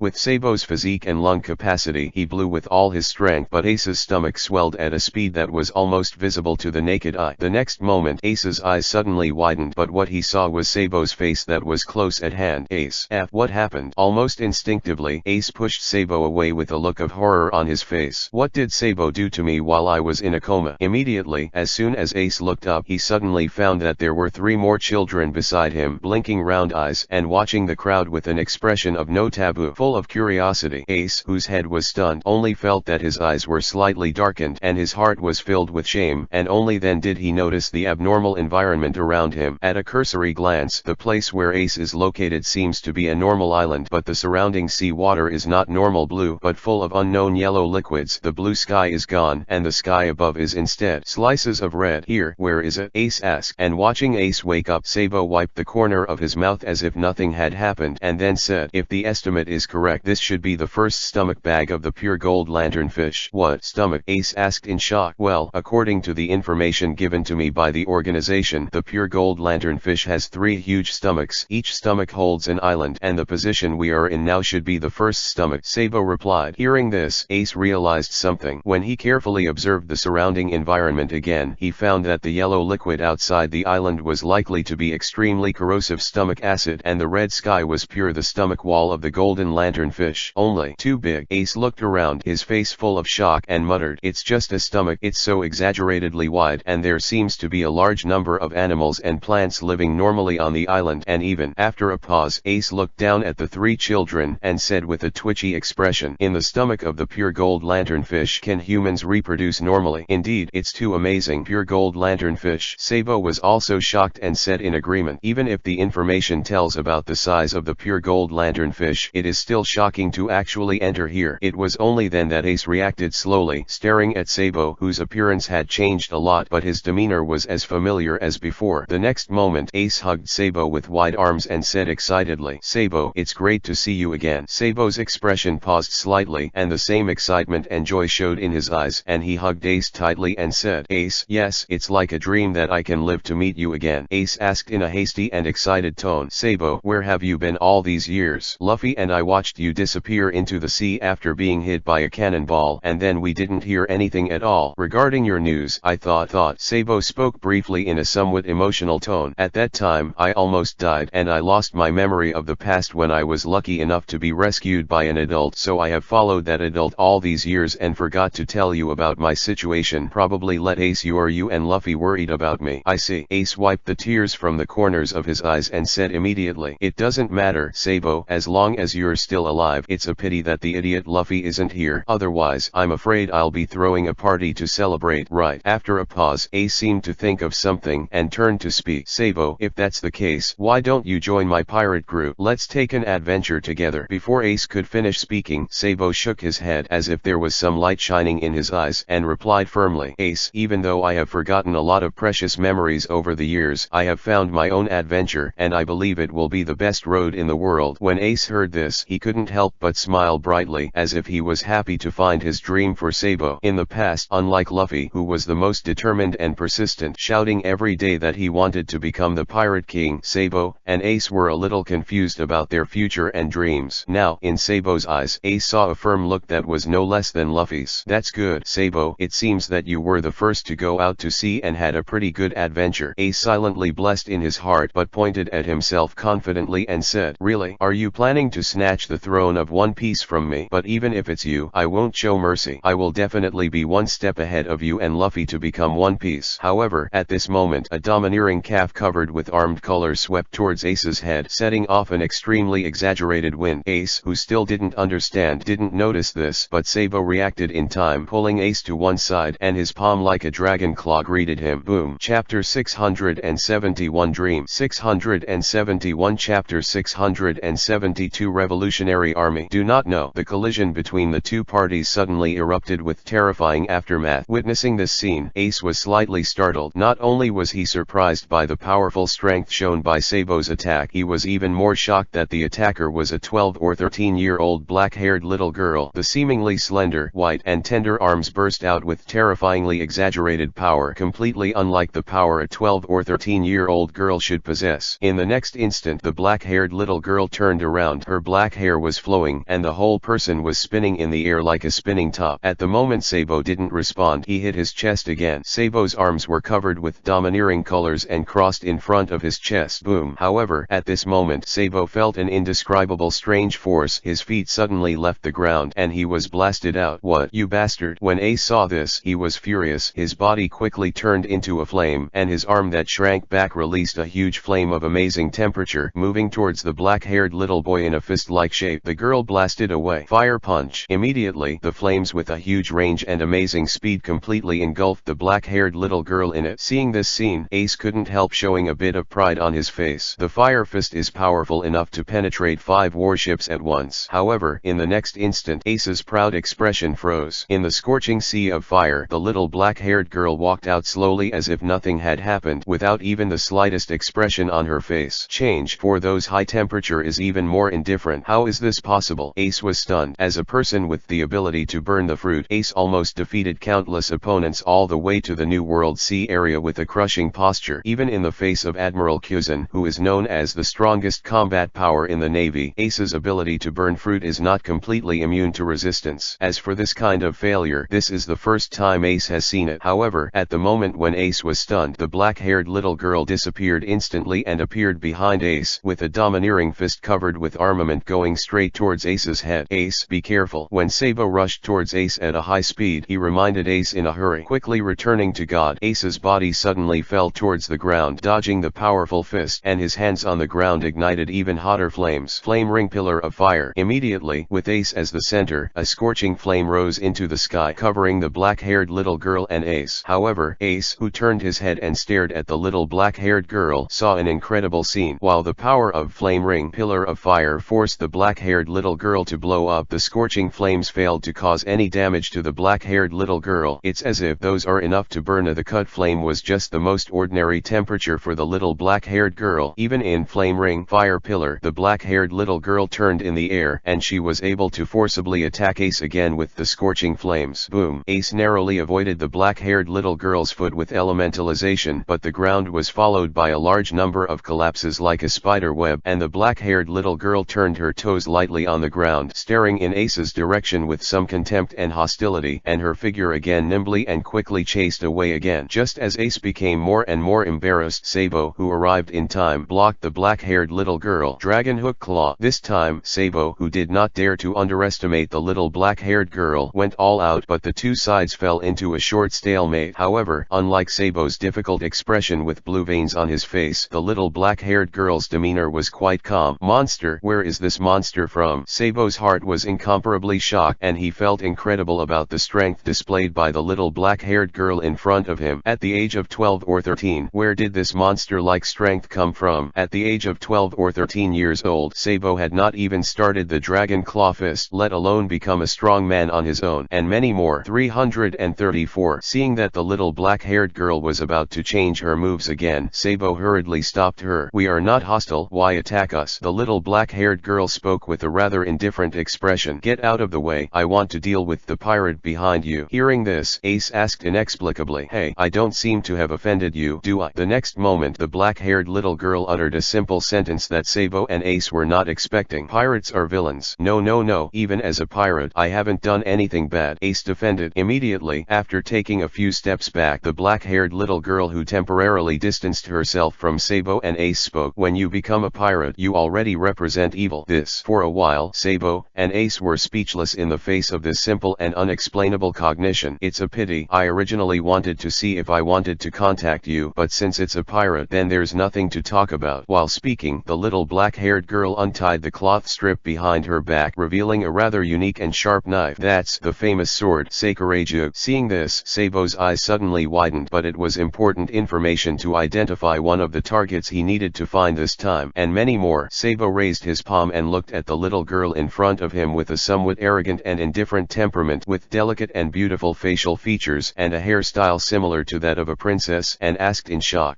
are you Ying? Ying's eyebrows wrinkled slightly and asked, how did you know my name? I don't seem to know you. Seeing this, Sabo breathed a sigh of relief and said with a bit of joy on his face, so the other black-haired boy is empty, right? Great, my mission this time is to find you. At this moment, Sara walked over with the blonde little girl Olga in one hand and asked with a serious face, mission? Whose mission was given? Sabo hesitated and said bluntly, Revolutionary Army. At this moment, Ace's expression couldn't help showing a bit of shock. Sabo is actually a member of the Revolutionary Army. As for Sara's expression, there was no change in the slightest, and he said, Revolutionary Army? I don't know. 1. Chapter 672 Revolutionary Army. Do not know. 672 Chapter 673 Confirming Identity. Do not know. Hearing Sara's answer, Sabo was stunned for a moment. Ming Kong and Ying, as the sons and daughters of the Chief of Staff, how could they not even know the existence of the Revolutionary Army? Is it fate? Sabo subconsciously became suspicious, and the age of the brother and sister in front of him was obviously quite different from the normal Sara and Ying. As for directly revealing the true identity of the Chief of Staff, this is absolutely not allowed for Sab. The true identity of the Chief of Staff is the biggest secret in the Revolutionary Army that is equated with the existence of the ancient weapon Hades, and it is absolutely not allowed to leak under any extreme circumstances. Sabo, the commander of the Southern Army of the Revolutionary Army, is naturally very clear about the benefits. Not to mention that Ace and the strange girl named Olga are still here. Even if Sabo is still 1% uncertain about the identity of Sara and Ying in front of him, he will never reveal Yan's identity. Facing Sabo, who seemed to be in doubt and entanglement, Sara did not hesitate too much. After pulling Olga back a little, he gave Ying a look at Ying, who had already drawn his knife. Immediately, Ying, who understood it, swung the famous sword Sakura 10 in front of him and moved towards Sabo with an elegant and dangerous posture, and Ace released an exaggerated cherry-colored flying slash. In response to this, Ace, who had already accumulated a belly in his heart, crossed Sabo, and his fiery fist burst into flames like a wave. Fire punch. Boom. The collision of flames and flying slashes, the interwove heat and sharpness. The final result was that the huge flame released by Ace angrily was directly slashed from it. However, after the flames, Ace took a special pose where the index fingers of both hands crossed into a cross. The next moment, moment Ace condensed a flame of extremely amazing temperature in the index finger where Ace met the cross, and the speed was amazing and fell on the shoulder of Ying, who could not be avoided. Crossfire. Different from Ying's contemptuous demeanor that almost ignored the flames, as the crossfire with an amazing temperature began to burn on the shoulders, Ying's brows wrinkled as if she felt an abnormal pain, and she instantly covered her shoulders with a layer of fire. The armed color is domineering and resists the damage of crossfire. Efficient. When Ace saw this, the expression that had been a little suspicious of life before could not help but rejoice, and then pointed towards Ying confidently and said, "Little devil, I have seen your tricks clearly. Your body should be immune to a considerable degree of flame temperature, but as long as the temperature is raised to a certain level, the flame can still cause damage to your body." However, what responded to Ace's happy expression was Ying's arrogant expression with a bit of anger. Rude pirates. The next moment, Ying's figure disappeared almost instantly, and was replaced by a cold light rushing towards Ace at an extremely terrifying speed. So fast. Ace's heart was startled, and he felt as if it was too late to catch this extraordinary speed with his own eyes. The New World Sea area is indeed a sea area called monsters. I didn't expect a little girl to be so strong. What about Whitebeard? No, I'm too weak. At this moment, Ace suddenly noticed his own shortcomings. He completely relied on the ability of burning fruit to push himself horizontally to the sea area of New World. It seemed that he was not as strong as he imagined. Just relying on burning the fruit is no longer enough. Or, in other words, I haven't developed enough of the burning fruit. But just the thought in Ace's mind turned for a moment, and the cold light exuding a fierce aura had swept in front of Ace. The petite girl, dancing with a famous sword that is almost the same as the one behind her, looks a bit ridiculous, but Ace feels an unprecedented danger at this moment. The blade straight to Ace's neck. Suddenly, Ace almost instinctively wanted to use elementalization to avoid, but he was stunned to perceive something not very good. It seemed it was too late. Just between the lightning and flint, Sabo grabbed Ace's shoulder and pulled it to the side, almost narrowly letting Ace dodge the blow. However, Ying's fierce and swift swordsmanship, which was completely inconsistent with his appearance, followed closely once again. At this moment, Sabo opened his palm towards Ying, but what he was holding was a small life card with something written on it. Ooh. Famous sword. Sakura 10 stopped steadily within less than a centimeter of Sabo's palm, but the Ying eyes staring at the life card trembled slightly. The life card lying quietly in Sabo's palm is slowly moving in the direction of Ying, and there is a delicate and crooked name written on the life card, Tephimer Fluorescent. That signature. Ying clearly remembered that when she first learned to write her name, her father specially let him write it on the life card as a souvenir. Why, it's in your hand? Ying asked Sabo in a calm voice. Looking at Ying, who stopped, Sabo couldn't help but sighed in relief, and his expression also showed a bit of relief. With the life card given to him by the chief of staff as a verification, it is enough to fully show that the black-haired little girl in front of him is exactly the Tephimer Ying he was looking for. Immediately, Ying gently picked up the palm of famous sword Sakura 10, almost perfectly picking up the life card in Sabo's palm, and then slowly backed up to Sara's side and handed the life card to Sara. And Sara carefully checked the life card, nodded and said, "It's really Ying's handwriting." Seeing Sara and Ying confirming the life cards one after another, Sabo explained with a seemingly harmless smile on his face. "Kong, Ying, things are a bit complicated and it's inconvenient to explain at the moment, but please believe that I have no ill will towards you. This time, I deliberately entered the body of the pure gold lanternfish to find you and take you out of here." Sara heard the words, looked at Sabo and Ace carefully again, fell into a moment of thought, and then said, "So, what's your plan?" Immediately afterwards, Sabo took out a phone bug with a somewhat special structure from his arms, and while pressing the button of the phone bug, he explained to Sara and Ying, "This is a special kind of phone bug that can locate a specific location, and after we open this after the phone bug, the companions outside the pure gold lanternfish can know where we are in the pure gold lanternfish, so as to avoid hurting us and rescue us at the same time." 674th chapter. Heaven and earth are broken. Unlike the pure golden lanternfish, which has not been significantly affected for the time being, it is a peaceful scene. Outside of the pure gold lanternfish, the battle between the Whitebeard pirates and the pure gold lanternfish has reached a level that can be called white hot. The pure gold lanternfish, with an unparalleled and astonishing size, was already covered in blood, and from time to time, it used that rough and simple method to fight back at the annoying ants around it. It's just that even if the pure gold lanternfish is extremely terrifying, it can easily smash a mountain with a flick of its tail. However, as Whitebeard's ability to continuously use the shock fruit to limit the pure gold lanternfish's counterattack, the pure gold lanternfish can do very limited damage to the Whitebeard pirates. This also made the pure gold lanternfish behave abnormally, and it felt that there was a group of lingering mosquitoes around, and it had bitten itself all over the head. Finally, after a period of stalemate between the two sides, the terrifying body of the pure golden lanternfish struggled violently again, easily destroying the ice layer condensed on the sea like tofu, and was already planning to dive directly into the deep sea. The officials of the Whitebeard pirates who noticed the movements of the pure gold lanternfish did their best to try to prevent the pure gold lanternfish from escaping. However, in dealing with such supersized giant creatures, ordinary means can be quite effective. Comparable to the size of a large island, the defense of the scales is no less than that of the hardest alloy. The flesh and blood is tough enough to easily withstand the pressure of tens of thousands of meters on the seabed, and even a few islands in the stomach can swim freely in the sea. Get out of the way! Whitebeard roared and reminded his crew. He pushed Kong Yuncut into the ice surface. His knees were slightly crooked, his arms were crossed in front of his chest, and his muscles were almost visible to the naked eye. The degree increased several times, and two white light circles that condensed the ability of shock fruit also appeared at the fist. Looking back at the white-bearded Marco, his pupils shrank slightly, and while subconsciously staying away from the pure gold lanternfish, he exclaimed, "This is, everyone, get out of the way." Suddenly, under the reminders of Whitebeard and Marco, many members of the Whitebeard pirates who were besieging the pure gold lanternfish quickly moved away from the pure gold lanternfish. But also at this moment, Whitebeard's eyes widened slightly, and he stomped his right foot in the direction of the pure gold lanternfish, causing a large area of unnecessary cracks to appear in the ice layer within a radius of 100 meters. Heaven and earth are shattered. The next moment, Whitebeard's fist slammed into the ice layer in front of him, causing the whole world to fall into an instant silence, and the snowflakes that never stopped falling also fell into silence. And then, crack clap clap, with the Whitebeard as the center, the power of the shake fruit has exploded like never before, and the power that is rumored to destroy the world has opened its mysterious corner. Whether it is the ice layer or the sky, even the pure gold lanternfish is covered with cracks at this moment. Immediately, explode, boom, the sky shook, the ice layer shattered, and the huge body of the pure gold lanternfish was splashed with blood. In this scene, except for some of the cotters who have followed Whitebeard for decades and experienced the past era of Whitebeard and Roger's rivalry, the rest of the Whitebeard pirates' cotters are almost paralyzed in shock. In front of all this, it was as if the world was being destroyed by Whitebeard. What terrifying power! Ion, who is hidden at the bottom of the ice layer, is also amazed by the power of Whitebeard. Whitebeard is not the only one who has the ability to shock the fruit in history, but this man is the only one who can really bring this shock fruit to this level. At this moment, Ian deeply realized that Whitebeard did not achieve the title of world's strongest man because of the shock fruit. On the contrary, it is because of the terrifying power exerted by Whitebeard that the power of the shock fruit is admired by the world, and even believes that the shock fruit is the strongest superhuman devil fruit. Even though Ion had already secretly completely frozen the sea water 5 kilometers down the sea, cutting off the possibility of pure gold lanternfish escaping in advance. However, just a little bit, the power that Whitebeard just burst out almost penetrated the 5,000-meter ice layer and spread to Ion. Among the many monsters in the New World Sea area, Whitebeard is definitely the most terrifying monster. Ian muttered something. It is unimaginable that such amazing power can erupt from the body of Whitebeard, whose body has already begun to decline. If Whitebeard is still at the peak of his prime, what a terrible man should he be. But through the ice layer covered with dense cracks, Ion stared at the direction of the pure gold lanternfish sprayed with a huge amount of blood. Judging the state of the pure gold lanternfish, 335. Having suffered such a terrifying blow from Whitebeard on the front, the pure gold lanternfish not yet dead, even barely considered a serious injury. Really amazing vitality and defense. At this moment, a screen in Yan's hand suddenly lit up, and a series of data was transmitted to form the general structure of the pure gold lanternfish, and there was a conspicuous red dot in the body of the pure gold lanternfish. Immediately, Yan's eyes lit up slightly, showing a bit of joy, knowing that Sabo had found Sara and Ying, and confirmed their current location. And Yan, whose knowledge of Sara and Ying was still at the age of 6 nearly a year and a half ago, couldn't help but sigh. Those two idiots were probably terrified after being swallowed by the pure gold lanternfish for so long. Thinking of this, Ion, who had the appearance of Sara and Ying in his mind, couldn't help but feel a little guilt towards Sara and Ying. In the final analysis, it was Yan's own carelessness which caused Sara and Ying to be accidentally swallowed by the pure gold lanternfish. Even though Hancock and Robin didn't blame Ion in this matter, they thought it was Sara and Ying's adventure. Moreover, Robin had also escaped from O'Hara at that age and lived a long and revealing life alone. But Ion turned his head to look at the ice flower floating above when he was maintaining the form of dissolution Daiguren Hinarumaru. At this time, the 12 ice flowers had already withered 11 under the power of Yen's continuous eruption of Hongli and ice will pill. This also means that the dissolution Daiguran Hinaruan form that Ion can maintain with a low Ryatsu is about to come to an end. Kong Ying, wait a little longer, father will take you home. 674 Chapter 675 Complete Liberation. Compared with the previous injuries that were nothing to the huge size of the pure gold lanternfish, the pure gold lanternfish was really injured under the blow of Whitebeard's shattering the sky and the earth. His blood splashed everywhere like a fountain. In just a few breaths, a blood pool like a small lake was formed on the ice layer. The hot blood-colored mist formed an extremely strange and shocking scene in the falling snow. The pure gold lanternfish rioted even more frantically. While the terrifying body was struggling, a large number of cracked ice layers were rapidly shattering, and the body of the pure gold lanternfish was forcibly descending. At this time, Marco, who was soaring above the sky and constantly observing the situation, completely understood that his previous hunch was correct. There was definitely something wrong with this blizzard that strangely froze the sea. Under the blow of Whitebeard's shattering the sky and the earth, the ice layer of hundreds of meters was almost instantly shattered, but what was revealed was not normal sea water, but a thicker layer of ice. If it is a normal blizzard climate, no matter how sharply the temperature drops, it is absolutely impossible for this to happen.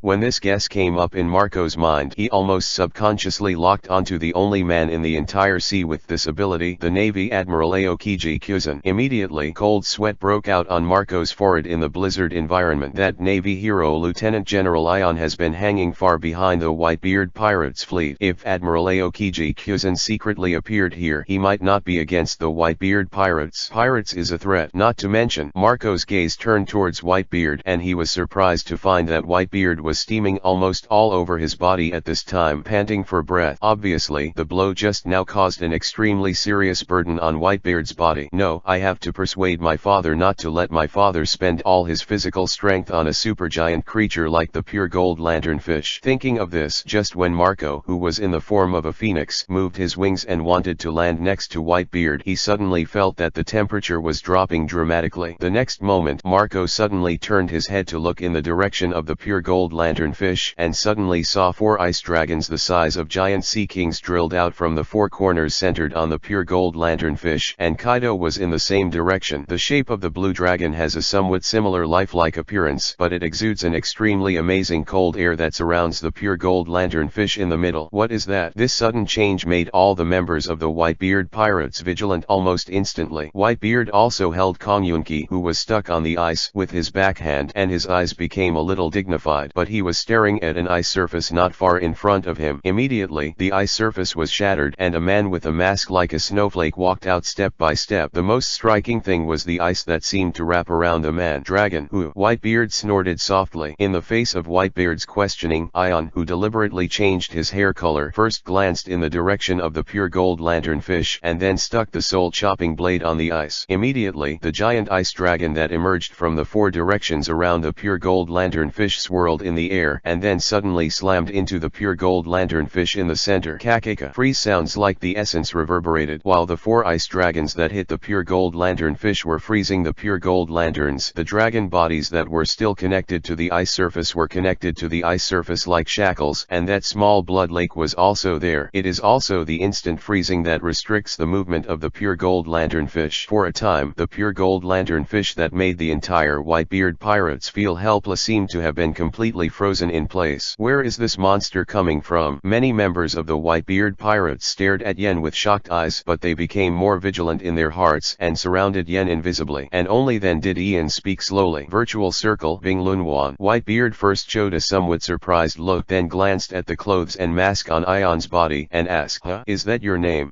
Ian responded coldly, then looked up at the top of his head, and the last ice flower was gradually withering. "What's your purpose here?" Whitebeard asked. "Do not," Ion replied in a cold tone and said, "It was you who broke into my hunting ground." "Your hunting ground?" Whitebeard asked. "That's right, the pure gold lanternfish is my prey, and it was you who broke in." After a pause, Ion continued, "However, thanks to you guys who helped me contain the pure gold lanternfish, I have plenty of time to unleash my true power." As Yan's voice fell, the ice cubes that were freezing the pure gold lanternfish suddenly spread a lot of cracks, and the giant ice dragons that restrained the pure gold lanternfish shattered one after another, and the last ice flower above Ion also shattered completely, and the ice dragon entangled with Ion also completely collapsed. little by little. When the Ryotsu is weak, it is a symbol of the destination Daiguren Hingrinwan being exhausted and about to be forced to come into contact with the destination state. But when the Ryotsu is enough to bear all the power of DG Daiguren Hiranmaru, this means that the slow-tempered Daiguren Hiranmaru is about to release all his powers completely. But at the next moment, Ian, who now has a quantified figure of 33 Reiki, felt an extremely heavy burden. No, not enough. Ion, who had vaguely anticipated it, chose to decompose the soul-chopping sword Black Rope Divine Retribution into Ryotsu without hesitation, and raised his Ryotsu by one level again. 7 cars. At this moment, Ion's total spiritual pressure has increased to the level of 40 cars. Finally,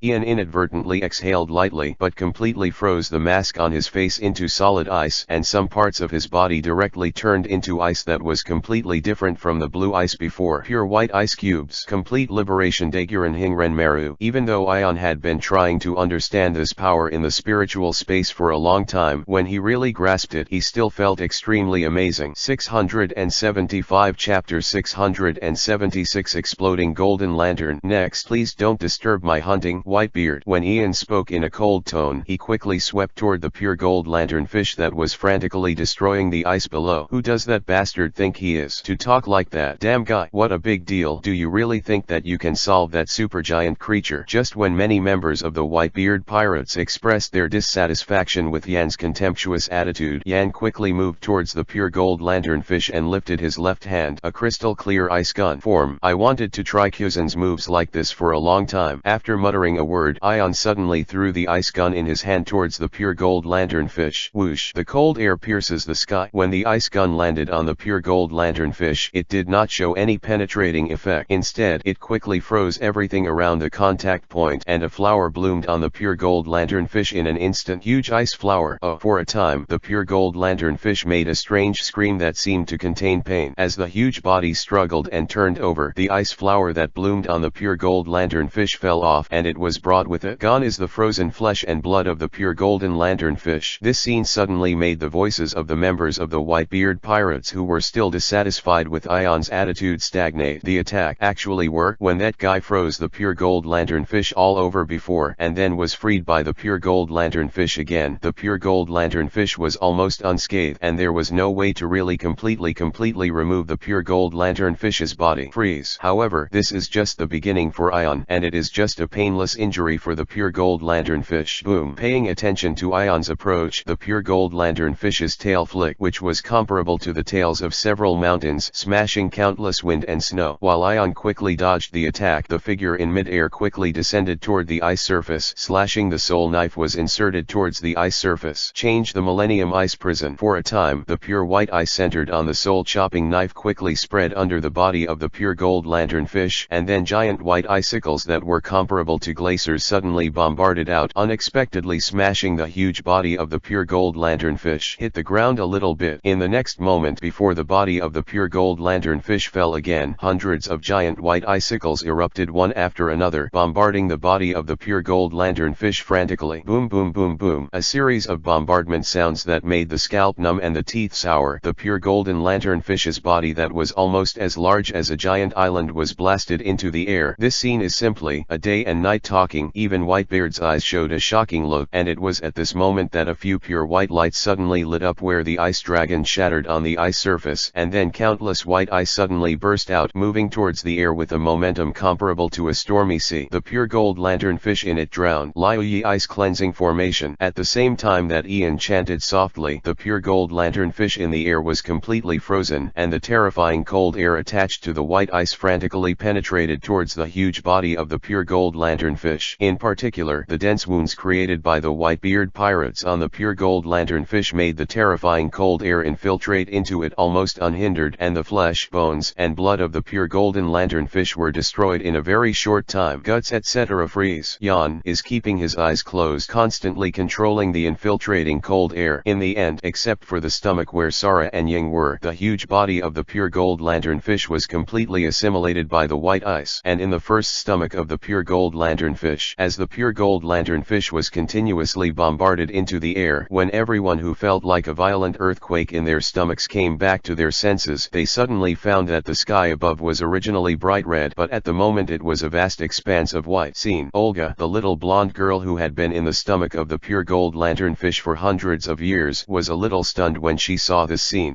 What is this? As a person with the ability to burn fruit, Ace was the first to notice the change in temperature, and it was dropping dramatically. He said in shock, "Aren't those ice cubes? But isn't this the stomach of a pure gold lanternfish? Why is the upper stomach wall turned into ice cubes?" As for Kong and Ying, they also showed a somewhat puzzled and dazed look, but Sabo breathed a sigh of relief and then said, "It seems that the pure gold lanternfish has been successfully resolved. If there is no accident, the pure gold lanternfish should be in a frozen state at this time." After a pause, Sabo, who looked around, glanced at the stomach entrance located above, and said, after realizing that if he did not have the ability to fly, he could not escape for the time being, "Kong, Ying, and this little girl named Olga, you all stay here at ease. Someone should be here to pick you up soon, so don't worry." Immediately, Sabo turned and walked towards the direction that seemed to be connected to the next stomach in the distance. Seeing this, Ying asked cautiously, "Wait, what are you going to do?" Sabo pondered for a moment, then said, "It is rumored that the pure gold lanternfish swallowed an island in the past because of the development of pure gold, so it was swallowed by the pure gold lanternfish. The island at the foot is the same as the island where pure gold existed in the past. The characteristics don't match, so I plan to explore the other stomachs to find the whereabouts of pure gold." Pure gold. Compared to Ying's puzzlement, Sara seemed to remember something and showed a thoughtful expression, and the little girl named Olga hid her hands behind her even more unnaturally, and many more. At this moment, Ace stopped Sabo and said, 336. "Sabo, I'll go with you. Those white ices don't look very simple. You may not be able to withstand those temperatures." Sabo hesitated for a while, then nodded in agreement, and then reminded Sara and Ying again to let them stay here, and then went to the next stomach with Ace. At this moment, in the outside world of the pure gold lanternfish, just when Ian planned to forcibly smash the frozen pure gold lanternfish's esophagus, and then went to bring Kong and Yingi out, the root of the large golden lantern originally hanging above the head of the pure gold lanternfish suddenly broke, and the entire golden lantern fell from the air. Snap! Like a watermelon shattering, the big golden lantern, bigger than the giant gymnasium, exploded in ion, and countless golden unknown liquids splashed in all directions like waves. 676 Chapter 677 Immortality. This big golden lantern, comparable to a large football field, suddenly burst open, and those strange golden liquids are rushing towards all directions like a golden mountain.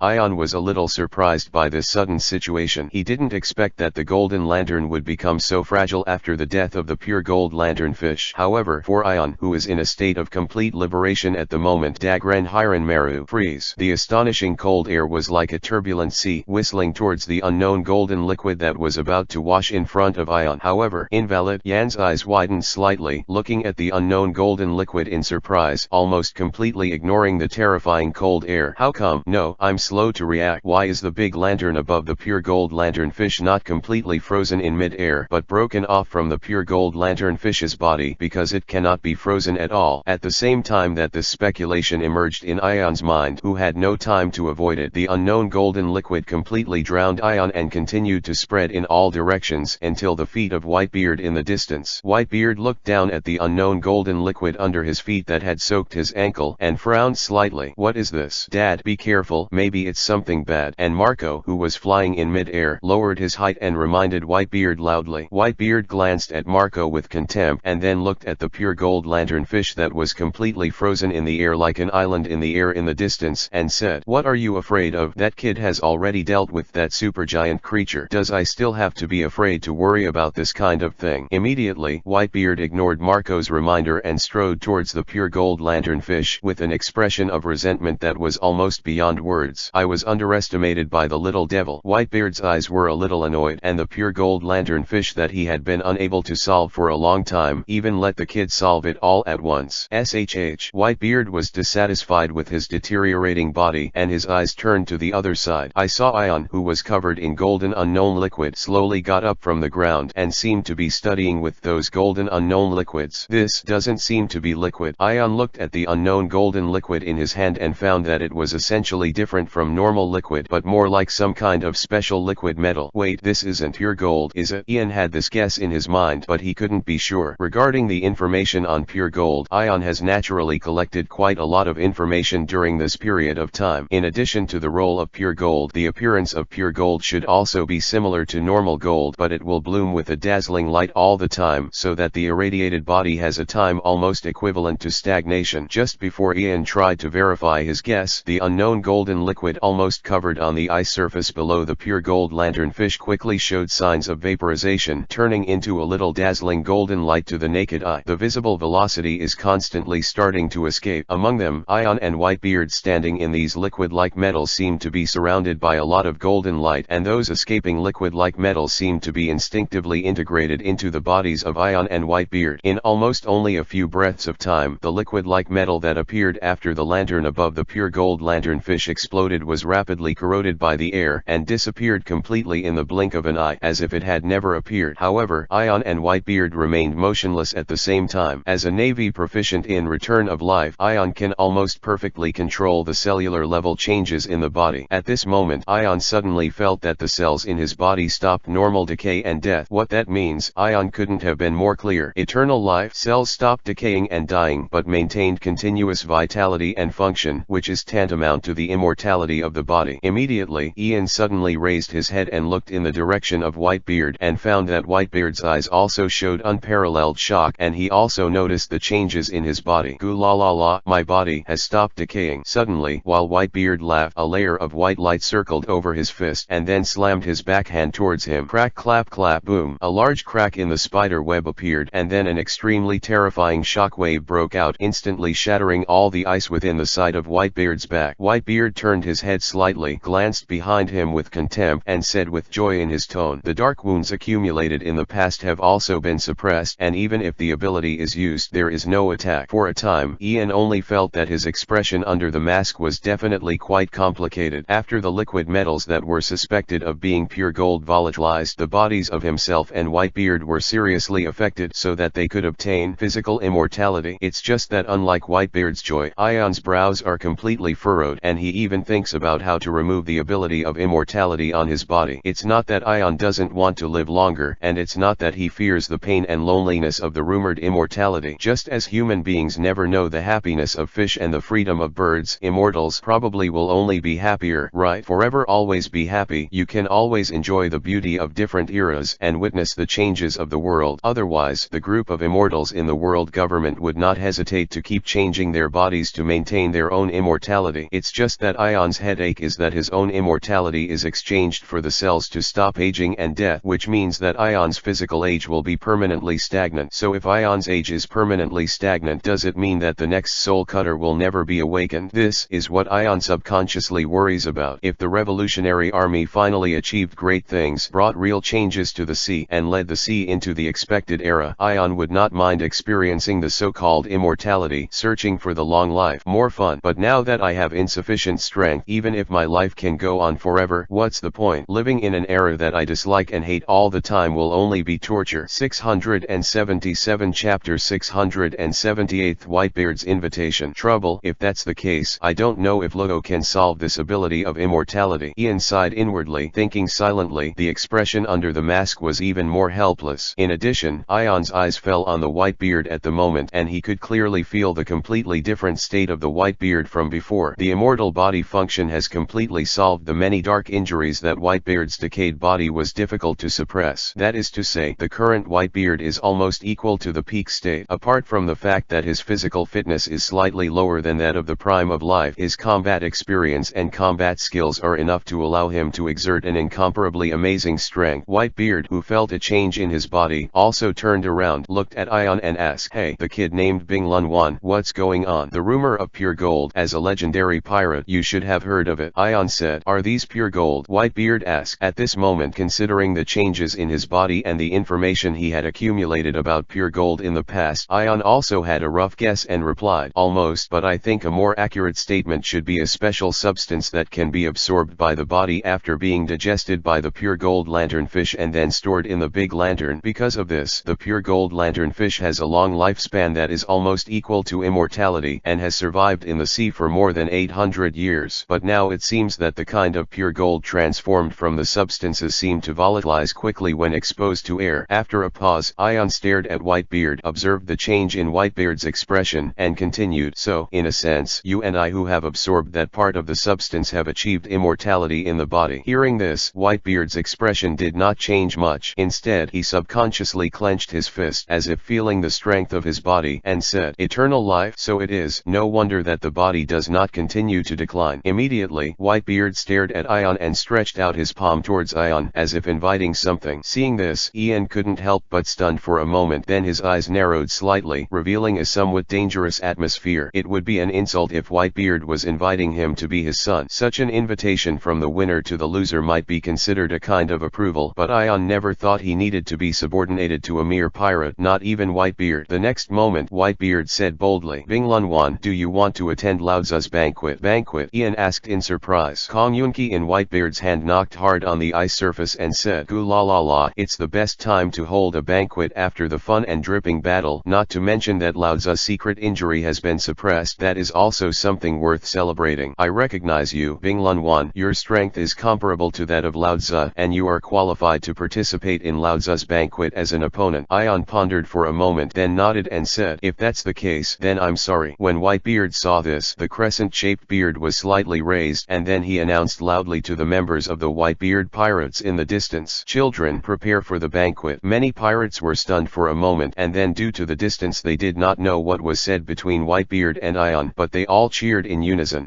For pirates, the three things treasure, companions, and banquets are almost indispensable in their sailing career, and as Ion accepted Whitebeard's banquet invitation, the atmosphere between Whitebeard and Ion eased a lot. Immediately, Ion looked at the pure gold lanternfish still frozen in mid-air and said, "Whitebeard, wait a moment, I need to pick up a few people from the belly of the pure gold lanternfish." Whitebeard, who did not forget Ace's existence, said, "Huh? I have this plan too." Ian pondered for a while and said directly, "In that case, let's go together." "It is good." Immediately, Ion walked towards the ice. As soon as he stepped on it, a stepped ice road formed under Ion's feet and quickly spread towards the mouth of the pure gold lanternfish in mid-air. Whitebeard followed Ion on the ice stairs without hesitation and walked side by side with Ion towards the pure gold lanternfish. Said, "Interesting ability. Just a little trick." Ion responded calmly, "Your virtual circle organization is really interesting. Bing Lunwan, do you want us to have a big fight after the banquet?" Whitebeard asked with a bit of fighting intent. "I prefer to spend my time on more important things than pointless battles." Ion refused. "Aren't you immortal now? Does time still mean too much?" Whitebeard asked rhetorically. "The life of the immortal is long, but time is fair to everyone. If some things are not done now, other people's time will pass away at a constant speed." Ian pointedly reminded, but it was to avoid that Whitebeard would change his past character and purpose after gaining immortality, otherwise this would be a rather troublesome change for Ion. A Whitebeard who cherishes a crew member he considers like family is not going to cause wanton destruction like Kaido. Therefore, in Ion's original plan, there was no special action against Whitebeard. It was enough to allow time to slowly erode Whitebeard's aging body. But now, after Whitebeard's body unexpectedly gained immortality, it is not certain that Whitebeard's mind will undergo some changes. As for the overtones in Ion's words, Whitebeard sneered, "Tisk, I don't need a little devil to remind me of this. If a man's will can easily change due to the changes of time and life, it can only show that the man is only at that level." "Nice opinion, Whitebeard," Ion said. "Who do you think I am?" "I have a white beard," Whitebeard said proudly. "It should be noted that you are the right little devil, but don't let the long time and life change your will and dreams. Some things are etched in the bones that don't change over time." 337. Ion answered casually, then changed the subject and asked knowingly, "What are you going to do in the belly of the pure gold lanternfish?" Whitebeard replied without hesitation, "Fulfilling the previous agreement to pick up a son." 678 Chapter 679 Brothers Agreement. At this moment in the second stomach of the pure gold lanternfish, Sabo and Ace are exploring deeper together. A hot fireball is maintained by Ace in the sky. "Bring light and heat to the world that has turned into ice." It's an exaggeration. As Ace continued to penetrate into the second stomach of the pure gold lanternfish, he became more intuitive to understand how exaggerated this icy world was, and the interior froze. At least, Ace knew very well that his flames could not burn the pure gold lanternfish to death. The sense of disparity is very obvious in Ace's heart. Before facing the sea frozen by Kyuzen, Ace forcibly broke through the ice with the ability of burning fruit and successfully led his comrades out of the siege of the navy. That experience made Ace understand the strength of the admiral, but he didn't feel that the gap between himself and Kyuzen was too big to make up. However, this time, I set foot inside the completely frozen pure gold lanternfish and strolled through the ice and snow world that seemed to be hard to see at a glance. Ace inexplicably felt how weak his flame was. Flesh, islands, stomach acid, everything here is completely frozen. Even the flames of Ace at this moment are difficult to melt, even those ice cubes. Immediately, Ace couldn't couldn't help asking Sabo beside him. Sabo, is this guy who froze the pure gold lanternfish also your companion in the Revolutionary Army? Sabo shook his head and said apologetically, sorry, Ace, I can't tell you about that, Lord. Ace wasn't angry about this, just asked in a puzzled way. Since there are such powerful partners hidden in the Revolutionary Army, why didn't they show up in the war in Wano? Otherwise the Revolutionary Army might not have to fail in the war in Wano. Everything about the Revolutionary Army, that Lord has his own thoughts, Sabo replied. Seeing this, Ace said with some envy, it's great, it looks like you have found a very reliable partner, Sabo. Of course, that Lord is definitely the most reliable man in the sea. After a pause, Sabo suddenly remembered something and said, Ace, it's still a secret about my identity as a Revolutionary Army, so can I trouble you not to mention my identity as a Revolutionary Army to anyone? Ace flicked the brim of his hat and replied without hesitation, no problem, Sabo, even if I die, I will never reveal your secrets. Seeing this, Sabo smiled, completely believing Ace's promise. Thanks, AIS. Immediately, Sabo thought of something, and while exploring deeper with Ace, he asked about the experiences of Ace and Luigi in the past few years. Ace didn't hide it in the slightest, and he talked to Sabo about his adventures since he went to sea with great interest, and shared his happiness with the brother who had been missing for several years with joy. For a while, the laughter of Sabo and Ace echoed in this cold and empty stomach. Soon, Sabo and Ace arrived at the third stomach of the pure gold lanternfish, and found a building similar to a research institute on the island where the third stomach existed. However, this research institute was also sealed by the extremely cold ice, and there was absolutely no way to open or enter it in a normal way. In the end, Sabo still relied on Ace's burning fruit ability to melt some of the ice, and then used Dragon Claw Fist to forcibly break through the defense of the research institute so that he could enter it smoothly. After exploring all the way, Sabo successfully arrived at the core area of this research institute and saw gold that was the size of an adult's fist and exuded a dazzling light. This is the legendary value enough to buy the whole world with pure gold that makes people immortal? Ace asked in shock. Yes, this is also one of the purposes of my trip, Sabo said with joy on his face, then stepped forward and took out the box prepared in advance and put the pure gold in it. Immediately, Sabo turned to Ace with a bright smile and said, in this way, all the mission objectives of this trip have been successfully completed, and it is great to be able to meet you, Ace. Ace also smiled brightly when he heard the words. He didn't mean to compete for pure gold at all. It seemed that immortality within his fingertips did not have the slightest temptation for him. Instead, he was just enjoying the process of exploring with Sabo. Yes, this trip is indeed a perfect adventure, and even the final treasure reward is extremely precious pure gold. After a pause, Ace asked with a bit of worry in his eyes, Sabo, with this extremely precious piece of pure gold, maybe it's enough for the defeated Revolutionary Army to make a comeback. Sabo was stunned for a moment, and he couldn't help laughing. He didn't expect Ace to worry about his position as a Revolutionary Army. He also thought that he was looking for pure gold in order to accumulate enough for the Revolutionary Army to defeat Wano. Rise again. However, due to the strict confidentiality policy within the Revolutionary Army, Sabo has no way to explain Ace in detail. Don't worry about me, Ace, I'm doing better than ever, and the Revolutionary Army will never fall, Sabo said firmly. That's good. Ace nodded and said, by the way, Sabo, if you need any help, be sure to tell me. No matter where I am, I will definitely rush over to help you. Hearing these words, Sabo couldn't help pursing his lips, resisting the urge to cry from his hot eyes, and said, you too, Ace, we are forever brothers. If you encounter any difficulties, I will do my best to save you. Hearing this, Ace couldn't help turning his head awkwardly, then turned and walked outside the institute, saying, Tisk, who do you think I am? I don't need you to save me. Hearing Ace's somewhat unnatural tone, Sabo couldn't help laughing and said, ahaha, who made us brothers? I won't leave you alone. I will save you sooner or later. As a Revolutionary Army, it will be targeted by the world government. Be careful, you guy, Ace said with some disapproval. Yes,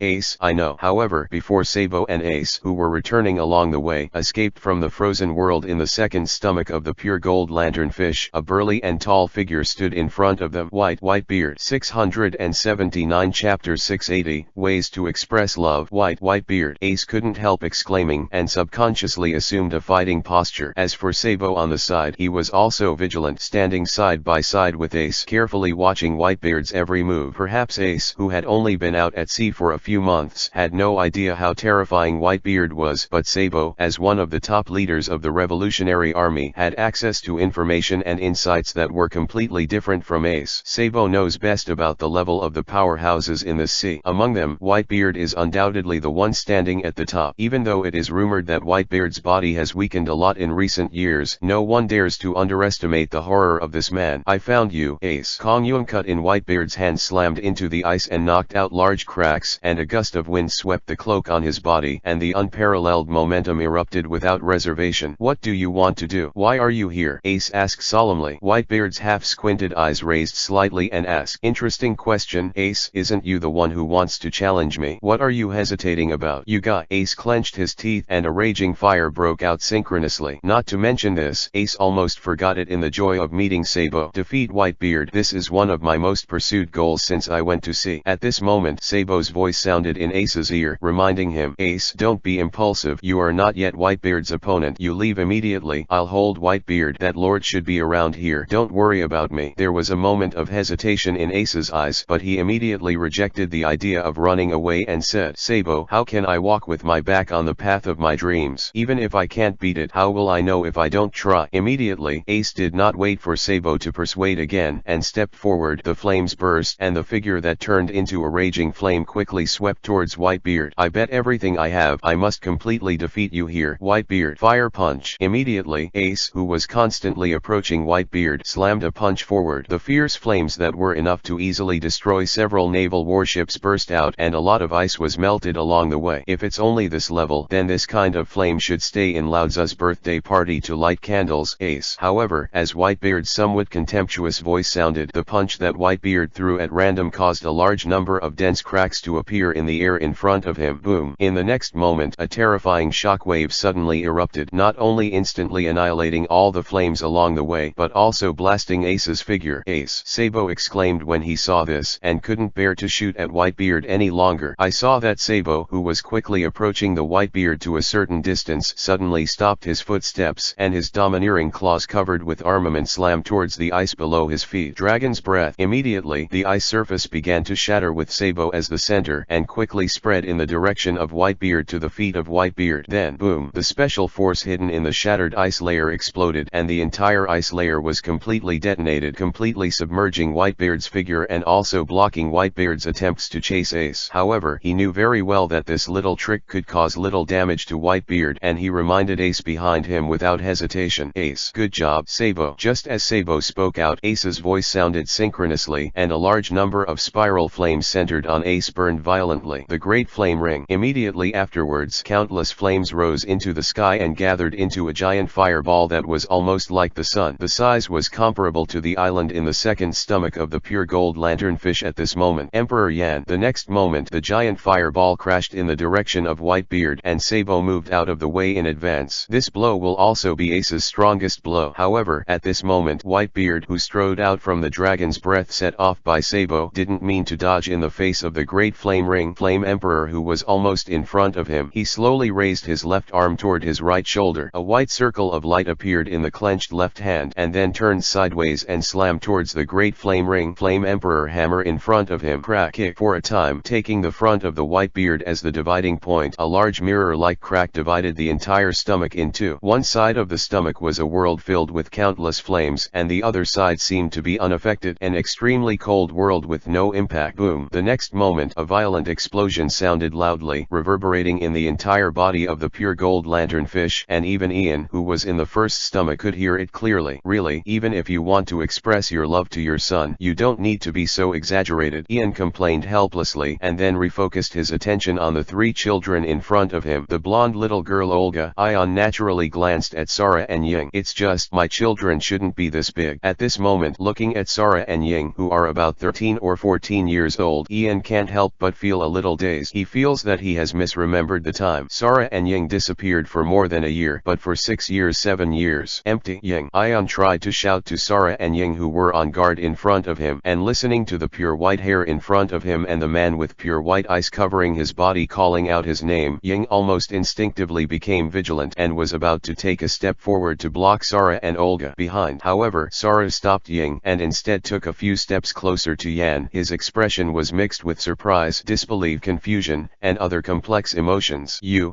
are. Even though his face was covered by a mask, his hair color and body shape were not the same in the slightest, but it was empty. There was an inexplicably strong throbbing in his heart. Sorry, Sarah. After Ian squatted down towards Sarah, he took off the mask on his face, revealing a face that was very familiar to to Sara and Ying. "Oh, it really is you, father," Sara said with trembling lips. Ying's original vigilant expression turned into a surprise in an instant and instinctively opened her hands and rushed towards Ian. 338 Father 680 Chapter 681 The jacket leaks and strangles the neck. Ying, who was thrown into Yan's arms like a milk swallow returning to her nest, was crying silently, and her hands wrapped tightly around Yan's neck as if she was afraid that Yan would disappear if she loosened up a little. At first Ian was also tearful and full of guilt, but soon Ian felt a pain in his neck. Great strength. Even though Ian is very aware of the gap between his physique and the top powerhouses in the sea, but this body has allowed Ian to exercise to the limit, and it is absolutely no problem to be comparable to the Admiral of the Navy headquarters. But Ian just hesitated for a moment, and he felt like it was hard to breathe by Ying, and his face even started to turn red. No, this padded jacket is leaking and strangling. If it goes on like this, Ian feels that he, who has been in the sea for decades, may be seriously injured for the first time, but he will be planted in the hands of his good daughter. Ying, calm down. My father will not leave you again. Let go.